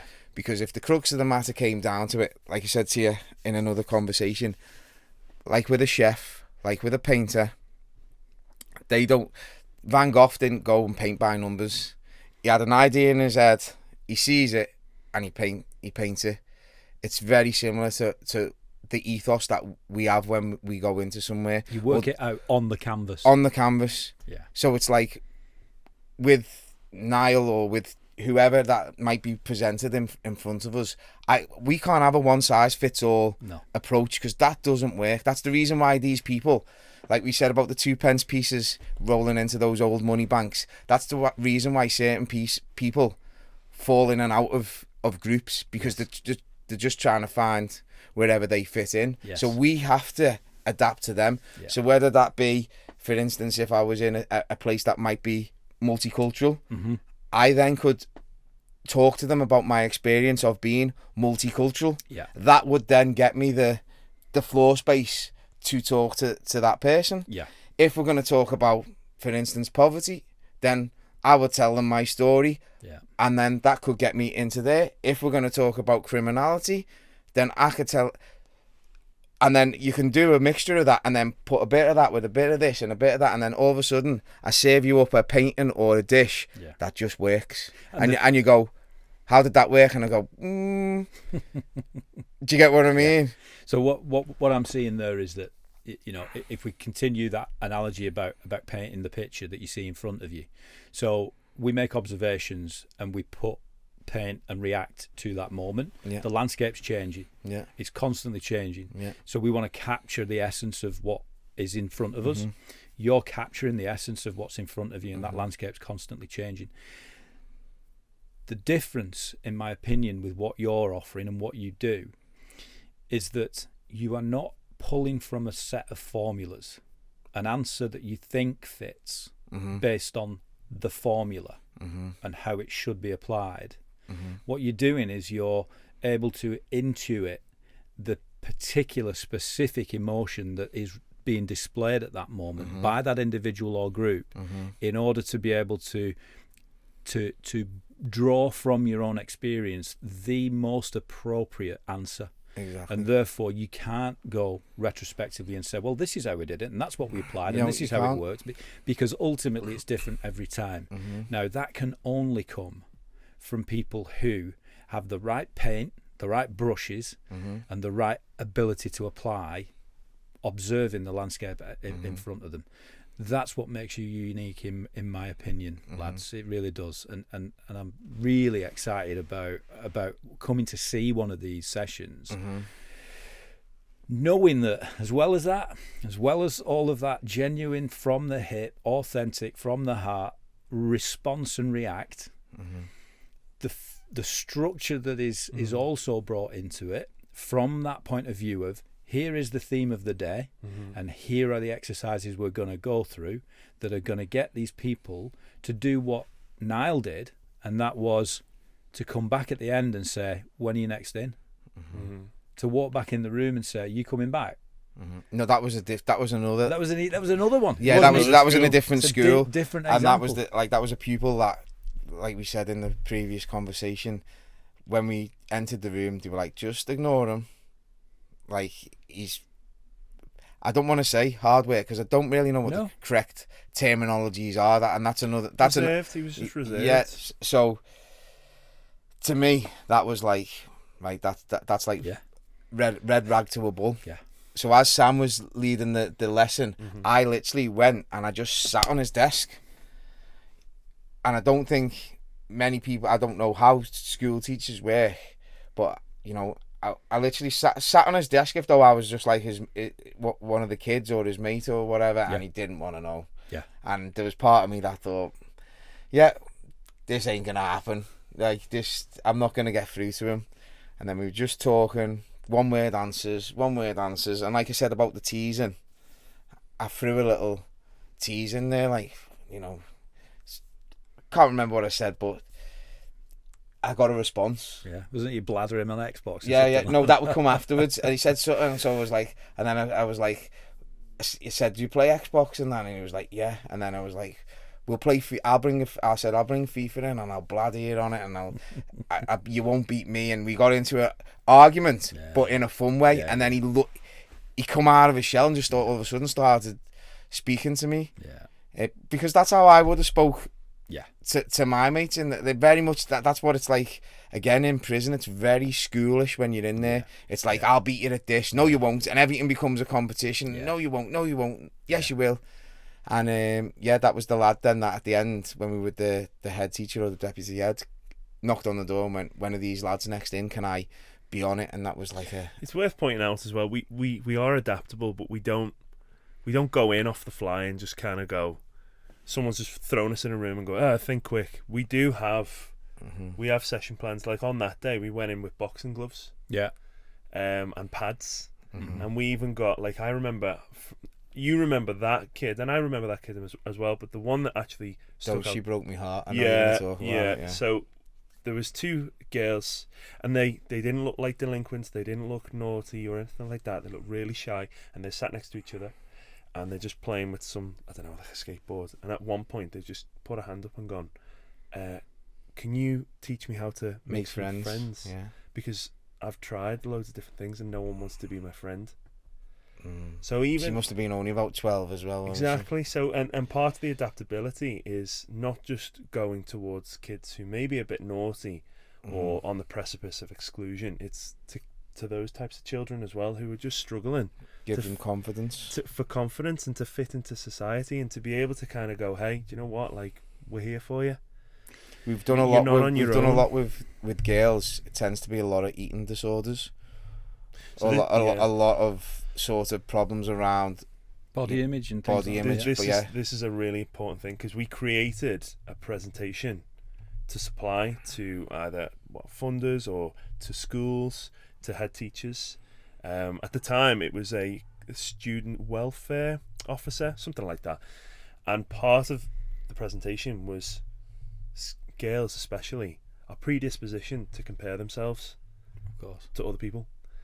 Boys don't do that. Boys, instead, they suppress and they just kind of take it in and they don't talk about it. But if you are a girl that's between 14 and 17, those are your prime years to be comparing yourselves to other people. It also happens to be the same time frame where early onset anorexia fits in. So I shared that with you, and at the time I was just like, that alone is why we need to do what we're doing, because that we're working with kids who are at them, especially girls who are at their most vulnerable for developing those eating disorders. So what we've done there is we've described the pride with which you both walked into the first application of your idea of what you're passionate about. We've then described experiences that you've had as a result of those moments where you've delivered. We've also described how there is an intuition to that based on the experience that you've both got that allows you to be able to be authentic, be completely genuine. we've also thought about the fact that it's very important to say that this isn't about just young people at the point that they could be about to make a wrong decision and find themselves in a situation like perhaps Dave you ended up. Mm-hmm. It's for everyone. Mm-hmm. It's for those that just find themselves to be socially awkward, Mm-hmm. to not have the right look, which then keeps them on the periphery, of being unpopular and so on, and how all of those things manifest into behaviours in young people that could shape the way that they end up living their young lives at the most important time in life. Yeah, hence the brighter futures sort of encompassment of what we're doing. It's like it could be body confidence, it could be anxiety, it could be criminality, it could be we've had a few lads who are like really like you say, socially awkward with autism, and they need an outlet. And we give them that expression to sort of be themselves, and you know, give them a confidence in who they are. Like that girl that he mentioned before, where she said about how do I make friends? I think how do I get friends? And that hit me like a ton of bricks. No one wants to. But when that happens, that to me is like supercharge me. Yeah. Like that gives me the oomph of like I would pour 1,000% into that person to like build them up to like, you listen, you're this, that, the other, and we'd show them with the tasks of like physical strength. Look, this is how strong you can be. This is how resilient you can be. And then she would have made friends on the course as well, which then would have proved to her the power of, again, training, fitness. It all intertwines very, very easily, very organically. It comes together. Yeah.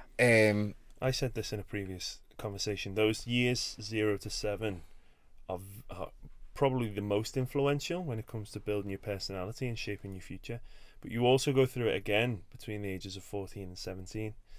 So what we're doing here is we're enabling, well, children or young adults to shape their future into a brighter future. See what I did there? But then also as well, we want to take pressure off, you know, cruxes or vices in society. So, you know, extreme examples would probably be like domestic abuse charities or sexual assault charities, and you're taking pressure away from those charities or those funders, because what you're doing is you're helping it at source. Those kids who are at an impressionable early age, especially as I say 14 to 17, what we want to do is we want to again help them decide, or at least give them conscious mind to make better decisions. Well, when you think about society and you think about the burden on society that is talked about when it comes to the financial burden, the socio-economic burden of young people making decisions that have a cost, come at a cost. The ultimate cost or the ultimate price is paid by those young people if they're not helped at the point that they need it. So when you talk about lifting that burden, I can't think of a more genuine point at which to help. And I think that the work that you're doing, as you say, alleviates pressure on, let's call them consequential support mechanisms that don't need to be there. They don't need to be there if things are dealt with. There's a lot of, for me, there's a lot of bullshit. There's a lot of games. There's a lot of people in it. Like before we got on the mics, in it for the wrong reasons. You know, this is where me and Sam have come from now. Is at the minute I've said to certain places we'll do it for free. We'll come in and we'll do it for free. Now if you turn us away at free, I don't personally think you should be in a job, because if my children, God forbid, had an illness and one doctor came to me and said you need to take antibiotics and the antibiotics didn't work, and the next doctor said you need to take this and that didn't work, and then someone else came along and said, well, what about trying this new methodology it's a new treatment from America. And I go, oh my God, how much is it going to cost? And he goes, no, it's for free. I'm not going to turn around and go, nah, I don't want it. Yeah. And that's where we're at with this sort of system of that's in place now. Yeah. There's a lot of cash cows. There's a lot of people in it for the wrong reasons. And I'd love for them to say that they do their job for free. If they did, and they prove to me, then I'd buy it, but I just don't buy it. Yeah. I want the person that's going to, like yourself, when you get enthusiastic about something, because that's how I'd be. You know, we had a conversation the other day, didn't we, on Teams with a school, and what position was she, do you know? She's deputy head, and she was keen, mm-hmm. and she put the hammer down straight away. Mm-hmm. Mm-hmm. And that's how can we get you in? Yeah, and that's how it should be to me. Yeah. It should be like everything else. Yeah. When we're not winning a battle with these kids. Mm-hmm. Mm-hmm. So if there's a new way of trying it, what have you got to lose? Yeah. You've got everything to gain and nothing to lose. I completely agree with you. I think that there's another statement that can be made that further reinforces what you've just said, and that is that this isn't just an idea. This is something that you have results from, mm-hmm. and that you have schools and decision makers within those schools who put that hammer down and said, let's do it, mm-hmm. who can see the results of it. Mm-hmm.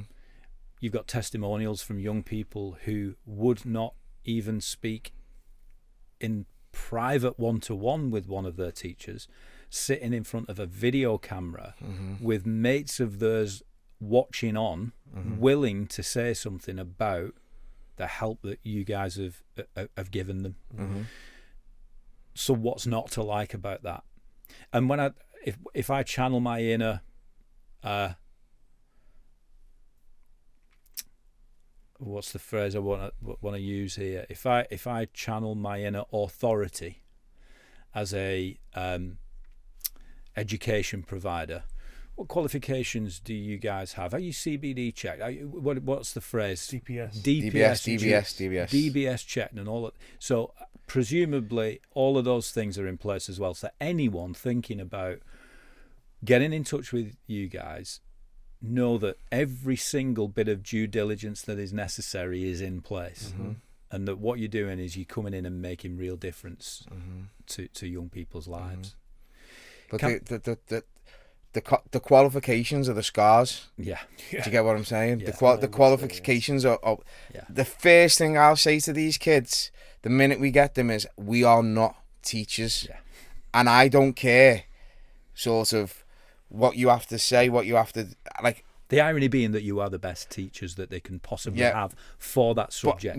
But I really want to disarm them, because even I still have that little naughty boy mentality. Even when we go into the school, I look at some of the teachers and I go, oh, you're a dickhead. And I shouldn't say this because we're going to go into schools, but I can guarantee you, I see the teachers like these kids I see it for what they are. Yeah. Do you know what I mean? Yeah.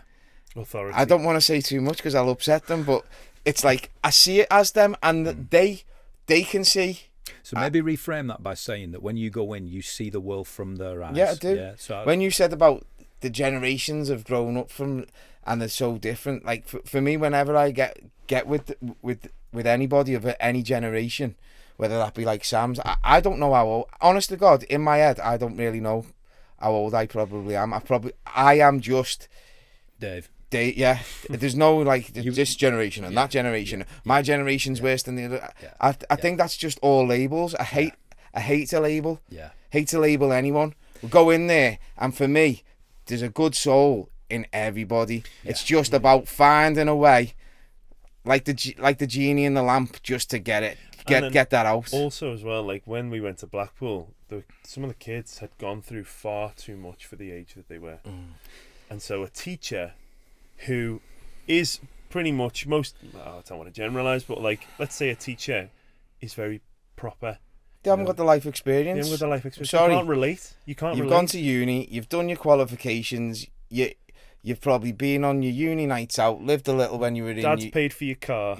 And your mum pays for your mobile phone. And you're working your job. Yeah. You're probably snowed under with marking and you're wearing, and the last thing you need is some 14, 15-year-old telling you to fuck off.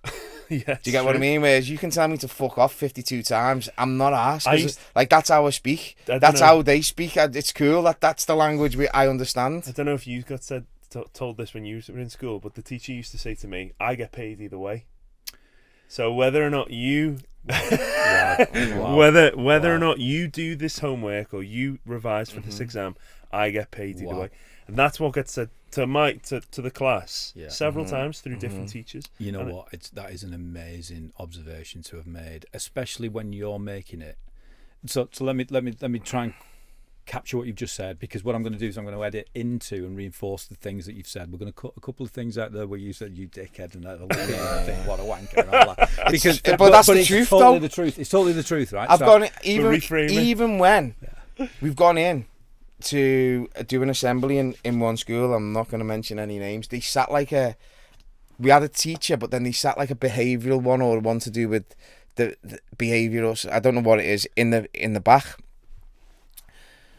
So for me, I want these kids to act up. Yeah. I really do, because I want to see who they are. Yeah. I don't want them to sit there like they're in class and be like goody two shoes. You're trying to spot them then, aren't you? Yeah, I want them. I want to observe them. I want to see what traits they might have. I want to see, what can I see? Where's your vulnerability? Yeah. What's the problem? Yeah. What's going on? Let's delve in a little bit, and maybe we can help. Yeah. I'm not saying we're going to help everybody, but we'll definitely help a few, and that's better than none. But coming back to that, the minute a couple of kids started acting up, she was like, shh, God, don't speak. And I'm thinking, she was getting my back up. Like, get out the classroom, let me do it. This like we said about painting before. This isn't a one size fits all approach. This isn't a ring fence approach. This is, let us find your size and we'll find what fits. I love it. I absolutely love it. And Dave, you just made some observations there about how you view life. Sam, I get the impression from yourself as well, loud and clear, that you both view life through the lens of young people because of the experiences that you've had, because of everything that you've both gone through, and because of the passion that you've both got for ensuring there is help for people at the point that they need it most. To be able to walk into a school and operate from the vantage point of the youngsters, to be able to identify with them, to be able to respect them in order for them to offer you that same respect back, is what is different about your approach in a school. Quite naturally, the teacher who says, I get paid either way, whether you do the work or not. And quite naturally, because of the way that the normal path into that role has been taken, puts them in a position of authority, in a position of shepherd, trying to be in control of the sheep, when that's not the way that you go about your task. And it's clear that there are results as a result of that. To me, they're not the shepherd, though. I know, but you know what he's saying. No, but I'm just saying, those teachers are the sheep, because they're following their orders, they're following the curriculum, they're following what they're told to do. Yeah. Do you know what I mean? Yeah. We're different. Someone was like, no, this, and positively incentivize that difference. Yeah. Do you get what I mean? Yeah. Instead of it grew in a negative. I could have grew in a positive, like what I'm doing now. I'm channeling that same difference and going, look, I'm different. Look, I didn't sort of fit in. Yeah.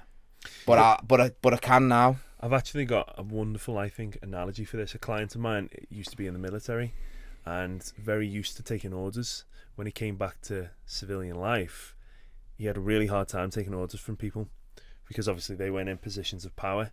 But instead, and his girlfriend, it's still together, was privy to that kind of lifestyle. So instead of bossing him about and telling him what to do, she just guided him. So if he did something like he got drunk to the point of, I don't know, a comatose, she went, well, maybe you don't want to do that because it makes you feel like this. So she can't, and that's kind of what we're doing. We're not going, you need to do this and you need to do that. We're going, hey, if you maybe think about this and frame it in this way, you might get these outcomes. Yeah. And it organically allows the person, whatever the age is, they've got to think for themselves, to then go, oh, and then once they've made that decision, they go, oh, I got that because I thought like this. Yeah. And nowadays as well, like I think we can all agree that social media is playing a massive part in a child's decision making. Yeah, it is. And so because when they get home, they're probably left to their own devices. When they're at school, they're just being bossed. Yeah, literally. When they're at school, they're just being bossed about. The child's not really kind of being interacted with from anyone else, so they're just left alone. So the girls fall into, comparing themselves, and the guys don't talk at all. So what we do is we're going in and we're going, there's more to life than just social media. Yeah. There's more to life than just being bossed about. Yeah. And the power of play will overcome, in this case, the power of fitness, and just having a good deep chat. But can also overcome a lot. In that when we're saying about experiences and stuff like that, we tend to take guests in as well. Yeah. So we'll take a guest speaker in because there'll be other facets of experience that I or Sam don't have. Yeah. Between ourselves. So that is another thing that we want to expand even more on. Yeah. Is, for instance, bringing people in that have achieved in other sectors. Yeah. Maybe a sportsman or a sportswoman. Exactly that. So we've took a football manager in before, haven't we? Yeah. We've took a boxing coach in. Business owner. Yeah. So that then gives, because they're all coming from the same similar backgrounds. It can't be someone who's grown up in, I don't know, where's posh? Cambridge. Can't be someone from Cambridge who's become a lawyer, because that's just not going to work. It's got to be someone organically come from the same background, but did not make those decisions and then became something else. And it's just showing them that, because unfortunately otherwise the role models these kids get to see, who have the cars, who have a bit about them, or maybe even have the charisma, tend to be sort of the ones on the cusp of criminality. Kids call it Riz nowadays. Is that what it is? The Riz. Well, I've heard that. But yeah, like Sam said, we're not lecturing. We're not saying you shouldn't, you can't, you won't, or you best not. Like it's just tell a story. Yeah. If like someone told me about, I don't know, let's say visiting a volcanic island where it goes off every 2 days, I'm probably gonna say, I'll just look at the pictures and I'll give it a wide berth, rather than saying, oh yeah, let's visit. And that's basically what we're doing with the stories that we'll say about ourselves, or the other people that might tell their stories, is just showing this is that story, this is this story, and that gives you a chance to inform yourself from people who have done it through lived experience, rather than doing maths at 9, English at 10. They're not getting that from there, and then going home and, like you say, flicking on the phone, and it's like Lamborghini, rap music, this, that, the other. Money. It's just, it's not real. They're not real stories. No, they're all them stories are fake stories. Yeah. Okay, so if you were talking to a decision maker now in an education setting for young people between the age of, say, 11 and 16, what would you tell them your proposition is? What is it you're doing for these schools? In the past, how we've worked is we've gone in and we've spoken to the children as a group. But what we found is that it's a little bit of a hiccup. So what we now do is we ask the school to select up to 15 students that they might feel are disengaged, misbehaving, or just generally struggling to fit in and learn. And we ask the school to supply us those students. We can either work on premises, or we can take them off to another facility, and we will, through a series of sessions built around confidence and teamwork and communication. We will teach the kids a different way of life, basically, which is you don't just have to be barked orders at. And through storytelling, through proper session plans and adaptability, we take the kids on a journey. And at the moment, we're looking to be in a fixed, permanent slot for the schools. So we don't want to work. In the past, we've worked for 6 weeks in a school, but what's happened is that they've ended up just forgetting us after those 6 weeks. Yeah, it's finite, that, isn't it? It's done. Mm-hmm. So I suppose in a nutshell, we want to give the kids a real good outlet that 11 to 16, where they are at their most vulnerable. We want to give them the opportunity to build a brighter future for themselves by making good decisions. And we, through different session plans, show them how to make good decisions. Dave, rate that out of 10 and then give me your version. I don't want to rate it on them. You can rate it if you want. I don't want to be that cruel. How would I describe it? So I'm an education provider, and I can identify in my mind. Okay, so you identify me, 10, 15 children that may have behavioural problems, maybe on the cusp of criminality, maybe disengaged, whatever you think that they need a bit of guidance, and then we come along, me and Sam, for an hour and a half a week, maybe even 2 hours depending on the time frame. We have a structured side to the, let's call it a lesson, but it's not really a lesson. But then we also have the side of there's a story to go with that lesson that has a real impact in the lives of the kids and affects what decisions that they might ultimately make. I'm not saying that we'll divert everybody, but we'll definitely divert a few. Like Sam said, it's the power of storytelling along with the structure of fitness and training as a tool to engage with them at a level that nobody else is engaging with them. The teachers aren't at that level. The teachers aren't even at my level. We disengage them with the fitness, with the session plan, and that allows me to then do what I called before, the painting by numbers, get into what do they want to be, what do you want to achieve, is that really for you? And half the time, maybe even 90% of the time, it's not the case. They'll have a passion and an ambition that lies much further than where they see themselves at the minute. Okay. So, let me check my understanding then. So I'm going to book you guys, and what I want to do is I want to ensure that you're going to be on a journey with these young people from a point in time when you first get involved to the point at which these young people decide for themselves they've had enough and they're happy and they've had what they need from this. Mm-hmm. That's the way that I would like you to offer your service to my organisation. I want you to be in each week and with the group that we identify, and anyone else for that matter who through their friends learns about it, might say, I want to be involved. You look after that group for me. Yeah.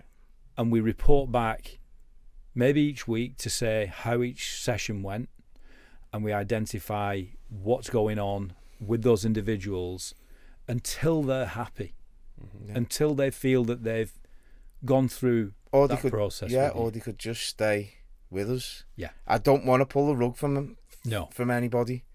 That's what we learned after 6 weeks, is that this support needs to be ongoing. Hence why the talks that we've been having recently, it's like, how long does this last for?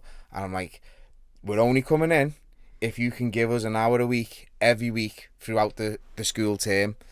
There's just non-negotiables, because I'm not trying to, like other people will try and shape something to fit, to go, oh, well, if you'll have us for 6 weeks, we'll come in for 6 weeks. No, if you don't want us for full time, then I'm not interested. You know, you've got to pass me, not the other way around. I'm bringing something to the table that you don't currently have. The same as Sam. We're both coming in from an angle with a passion, with the, like I said before, kicking down doors mentality of there's no ticker tape, tick this box, can you tick this box, can you tick that? This is what it is. If it doesn't work, you've not lost nothing. But I'm telling you it works. I'm assured of it, that much assured of it, that I'm not only going to come in every week, but I'm going to do it for free for now. Yeah. Show me someone else willing to do that. Yeah.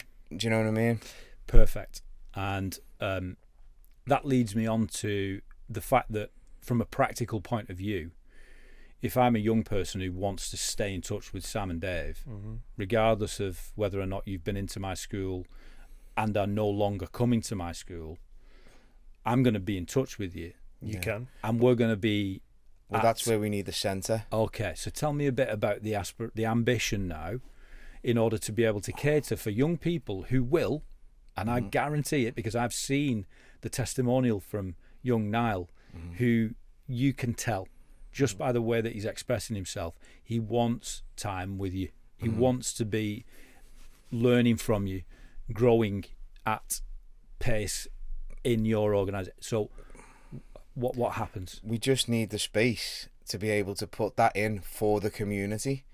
And then obviously you could have the kids coming from school or referred to us by services, whatever needs be. You know, we've been in talks where, you know, certain care services have asked, could we adapt it for them? But again, we need a centre for them to bring people to. There's been talks about, like Sam said, about bringing school kids who aren't going to lessons anymore. I think they go to like factories and workshops or hairdressers and stuff like that.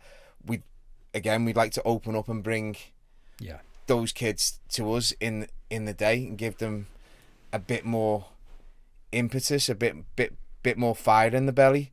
Have the centre open of a night, you know, even if it's a case of getting them off the streets of drinking and having some Xboxes or PlayStations there for them to just chill on, and at the same time have some structured sessions around, on a Friday we've got this class and this, and we'll still do the same thing with the storytelling and everything else, but for a larger audience, and with that dropping aspect of the community as well. Perfect. Anything you want to add to that, Sam, about that ambition?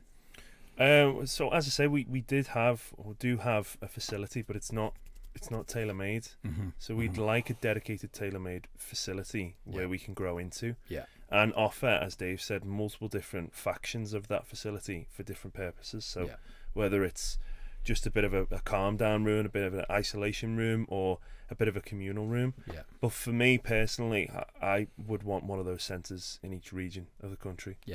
Because I think we've addressed this at length. I am ambitious, I'm driven, but this work is too important to be limited to one region or one borough. And so my ambition would be to have it in each region nationally, and to at least have a presence, a hub or a centre where you can reach out, you can talk, and that way. Again, the whole premise is to inflict positive change for the next for the next generation, and the only way to do that is to make it as widespread as possible. National. We want to go national, which is possible because there's how many people have a story to tell.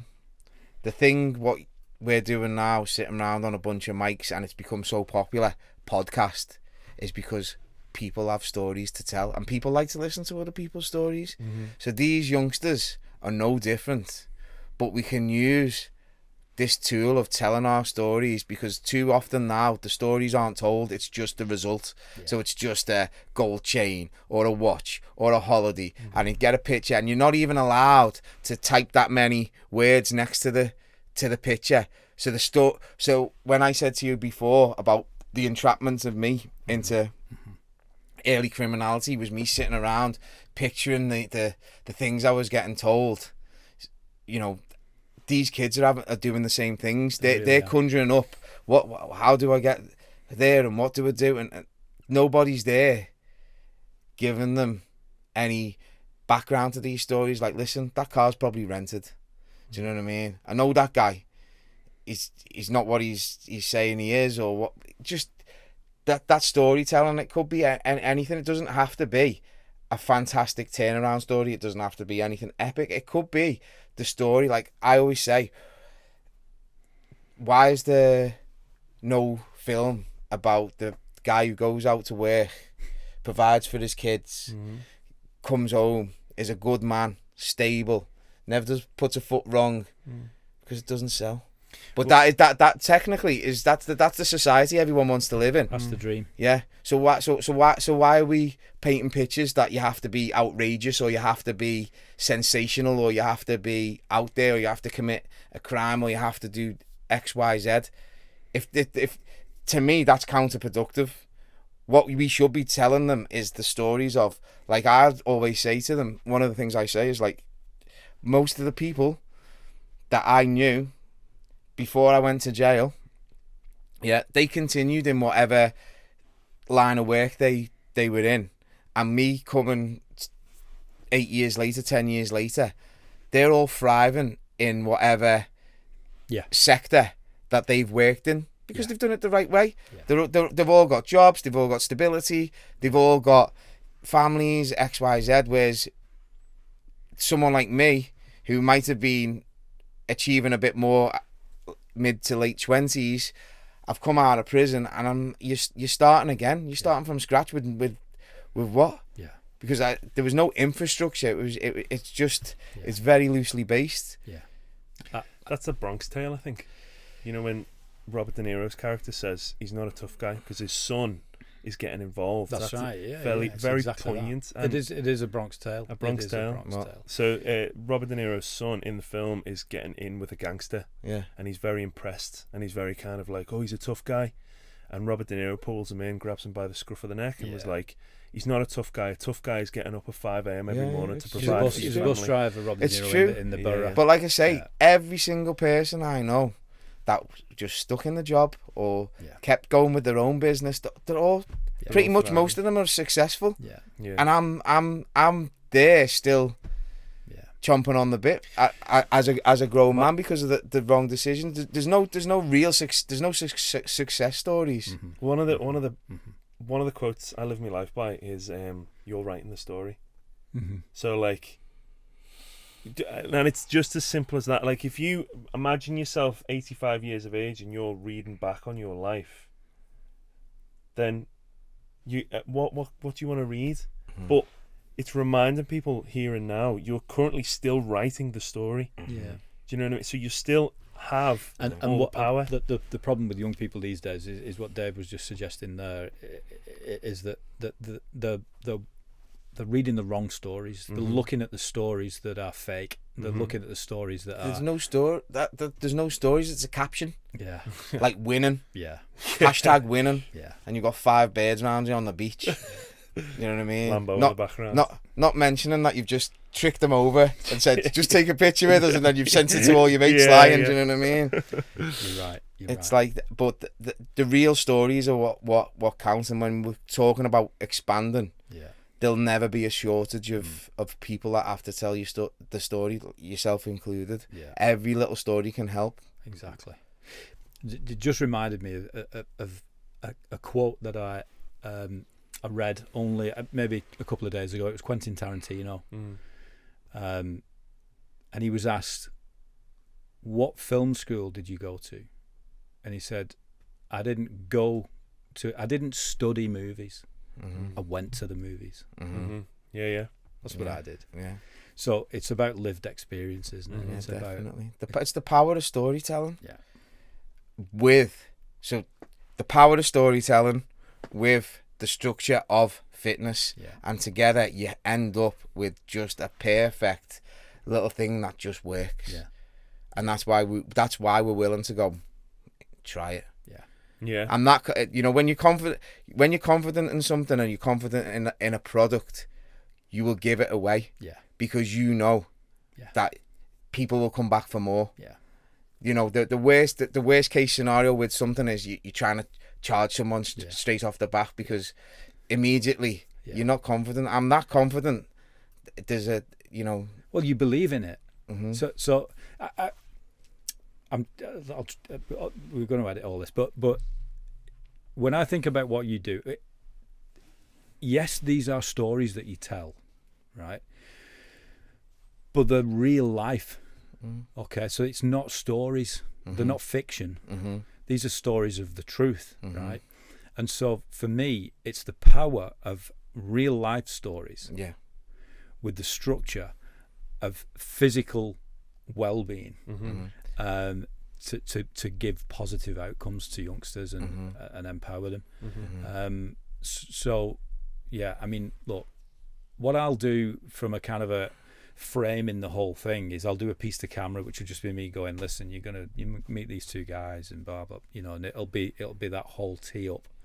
And then what that means is that people who are watching the long form will see what they're going to end up with, but they're going to see everything in between that gets you to that point.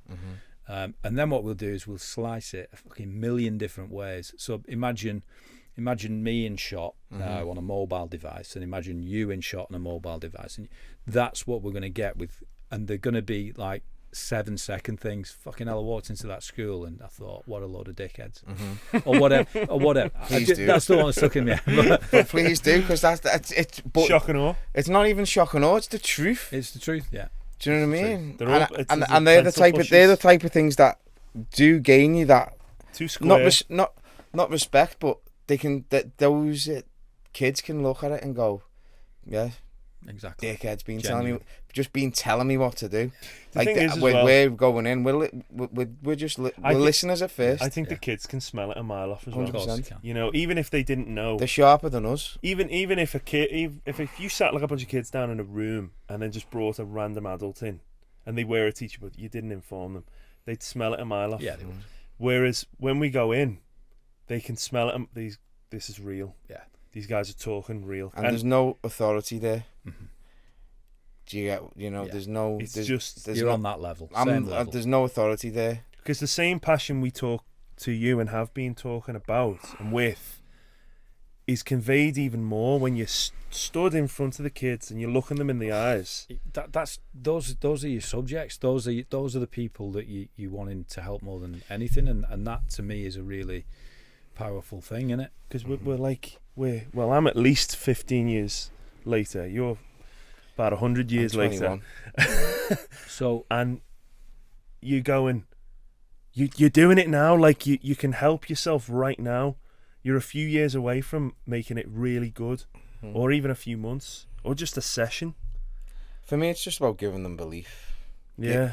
Giving them belief in themselves, because Yeah. that ultimately is what will drive anybody to do anything that they want to do. When you don't have that belief, you will follow somebody else who has belief in themselves, and you will believe what they believe. Yes. A bit like religion. Yeah. Sort of, people will follow someone else's say-so. Yeah. Whereas what we try and do is just give them that little bit of belief. You can be a bit more than that. You got a bit more about you than that. Life can. You can be. I don't know. Do you want to be a zookeeper? Be a zookeeper. Why can't you be?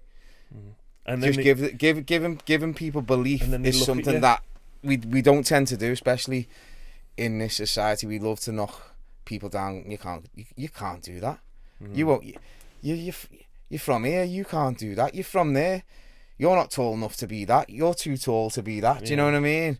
We're very quick to go X, Y, Z because we love to label. Yeah. We love to label. Whereas a big thing for what we do, again, and this is why it can work so many different ways, is like, take the labels off, give yourself the belief, and have a go. What? You got the same hands, same feet, same eyes as the next person that's doing it. So why can't you? That's right.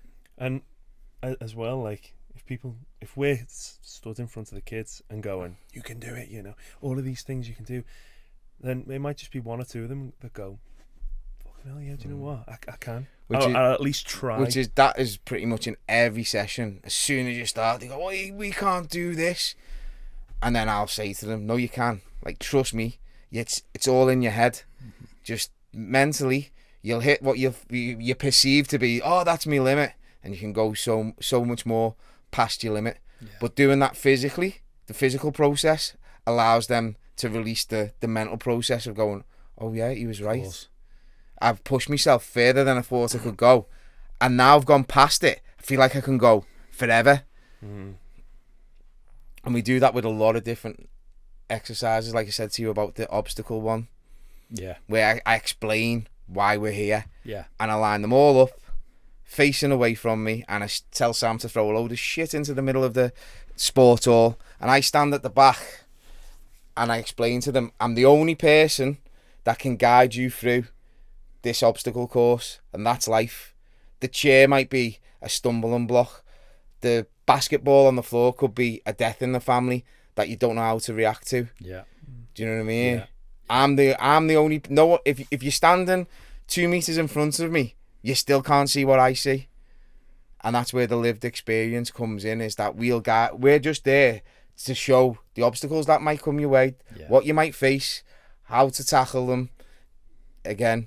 And we've got loads of different strings to the bow. We've got loads of different That's where colours. The practical meets the we've got loads of different colours on the palette that we can work with. So, like that kind of partner work, but then we've also got the physical output, but then there's also like the bridge building, the team building exercises. You know, it's just, there's so many different vices that we can use. Again, coming back to the physical and the mental, I do a thing where I'll put them on the wall. I don't know whether I've sent you a video of it. So I'll put them on the wall, and I asked volunteers to step forward. No. Okay. So I can put a group on the wall. You can do it with adults, and you could try this with anybody. Put them against the wall and just say, right, I need 4 people to step forward. And you'd be shocked at how many people just stay on the wall. And that's then leads me into then a story of like, if you can't even step forward 1 foot away from a wall, where do you think that's going to take you in terms of life? Do you get what I mean? And the people that have took a step forward, they're already got a step on you in life. So you've got to have the willingness to step forwards in order to achieve, in order to do something. Yeah, it's beautiful. Love it. But one thing that really, really stuck with me from the last time that we had a conversation was what you said, Dave, when you said money isn't real. And you said wealth and the perception of wealth needs to change in people. They need to understand what being wealthy is. So if you could define for me what wealth is for a young person with the rest of their lives ahead of them, what would you say that is? Their time. So they're the wealthiest people in the world as far as I'm concerned, because they've got all that time to do basically whatever they put their mind to, they can achieve. I'm not saying people won't achieve it at different rates, but you know, if I set off to Paris today by foot, I'd eventually get there. But then someone else could fly there and get there faster. But if you've got that direction and you've got time, they're the wealthiest people that are probably on the planet, and that's why we go in at that level. And it's the same when it comes to the experience in prison. You know, the punishment is taking the time away from you. You know, I didn't miss a car. I didn't miss any possessions that I might have had when I was away.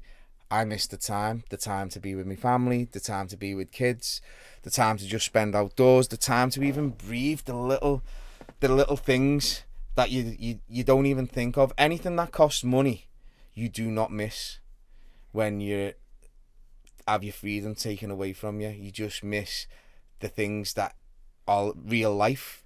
And it's hard to explain. I think I said to you last time I was in, I don't appreciate freedom now because I'm not used to being free.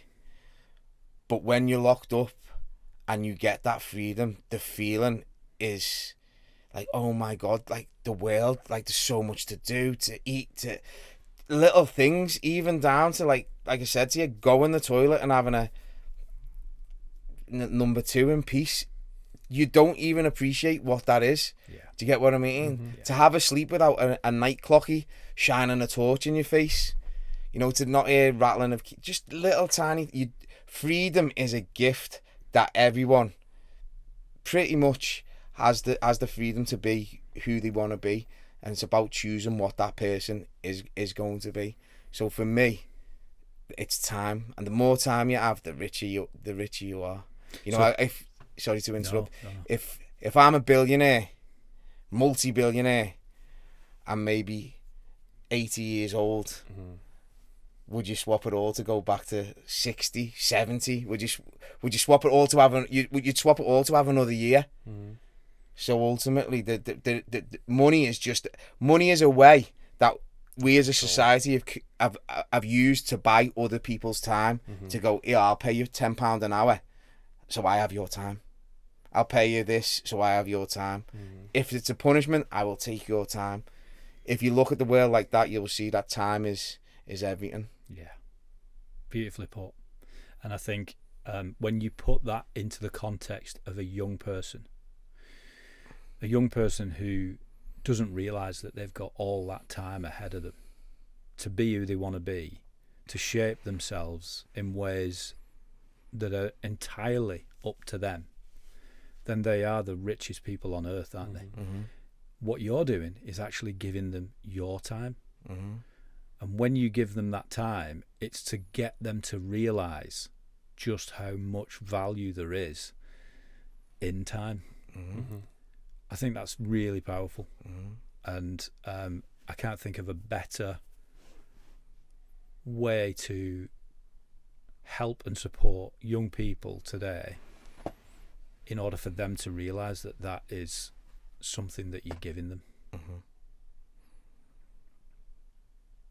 I think most kids just want to feel loved through recognition and acceptance. They don't really need... They're so impressionable that they just need someone like a role model, 1, 2, however many, to kind of just go, hey, like, I'll listen to you, I care, you know, and I'll spend some time with you. Yeah, I'm paying that forward. That time I'm paying forward. It's right how you've just summed it up is right, but then you can knuckle down on it even more. Is when I'm doing what I do personally with the storytelling side of things and then getting into them, is I'm talking to myself. That's pretty much, if I had to sum it up, I am talking to myself. Because if I gave you the chance now to go, Stuart, I can give you this magic pill. You can go back and talk to 17-year-old Stu and tell him about the relationships you're going to have, the tribulations you're going to have, and this is going to happen, and that's going to happen, and this is going to... Would you do everything the same? I don't think you would. I think from hindsight, you would make a lot of different decisions, whether that be a certain girl you might have gone out with, certain friends that have fucked you over, you know, different maybe monetary decisions. I shouldn't have took that job when I could have done that. You would do it. Everybody would do it. Everybody would love to have a second chance or another go at things, or to put the wrongs to rights. Yeah. Which is effectively what I want to do when I'm talking. Is I'm just talking to myself. I'm talking back to myself as myself, and that is when we're talking about this exchange of time. I'm giving that time back. I am taking time back. Yeah. In order for them to maybe make 1 or 2 better decisions. Yeah. That's brilliant. That is brilliant, to be fair.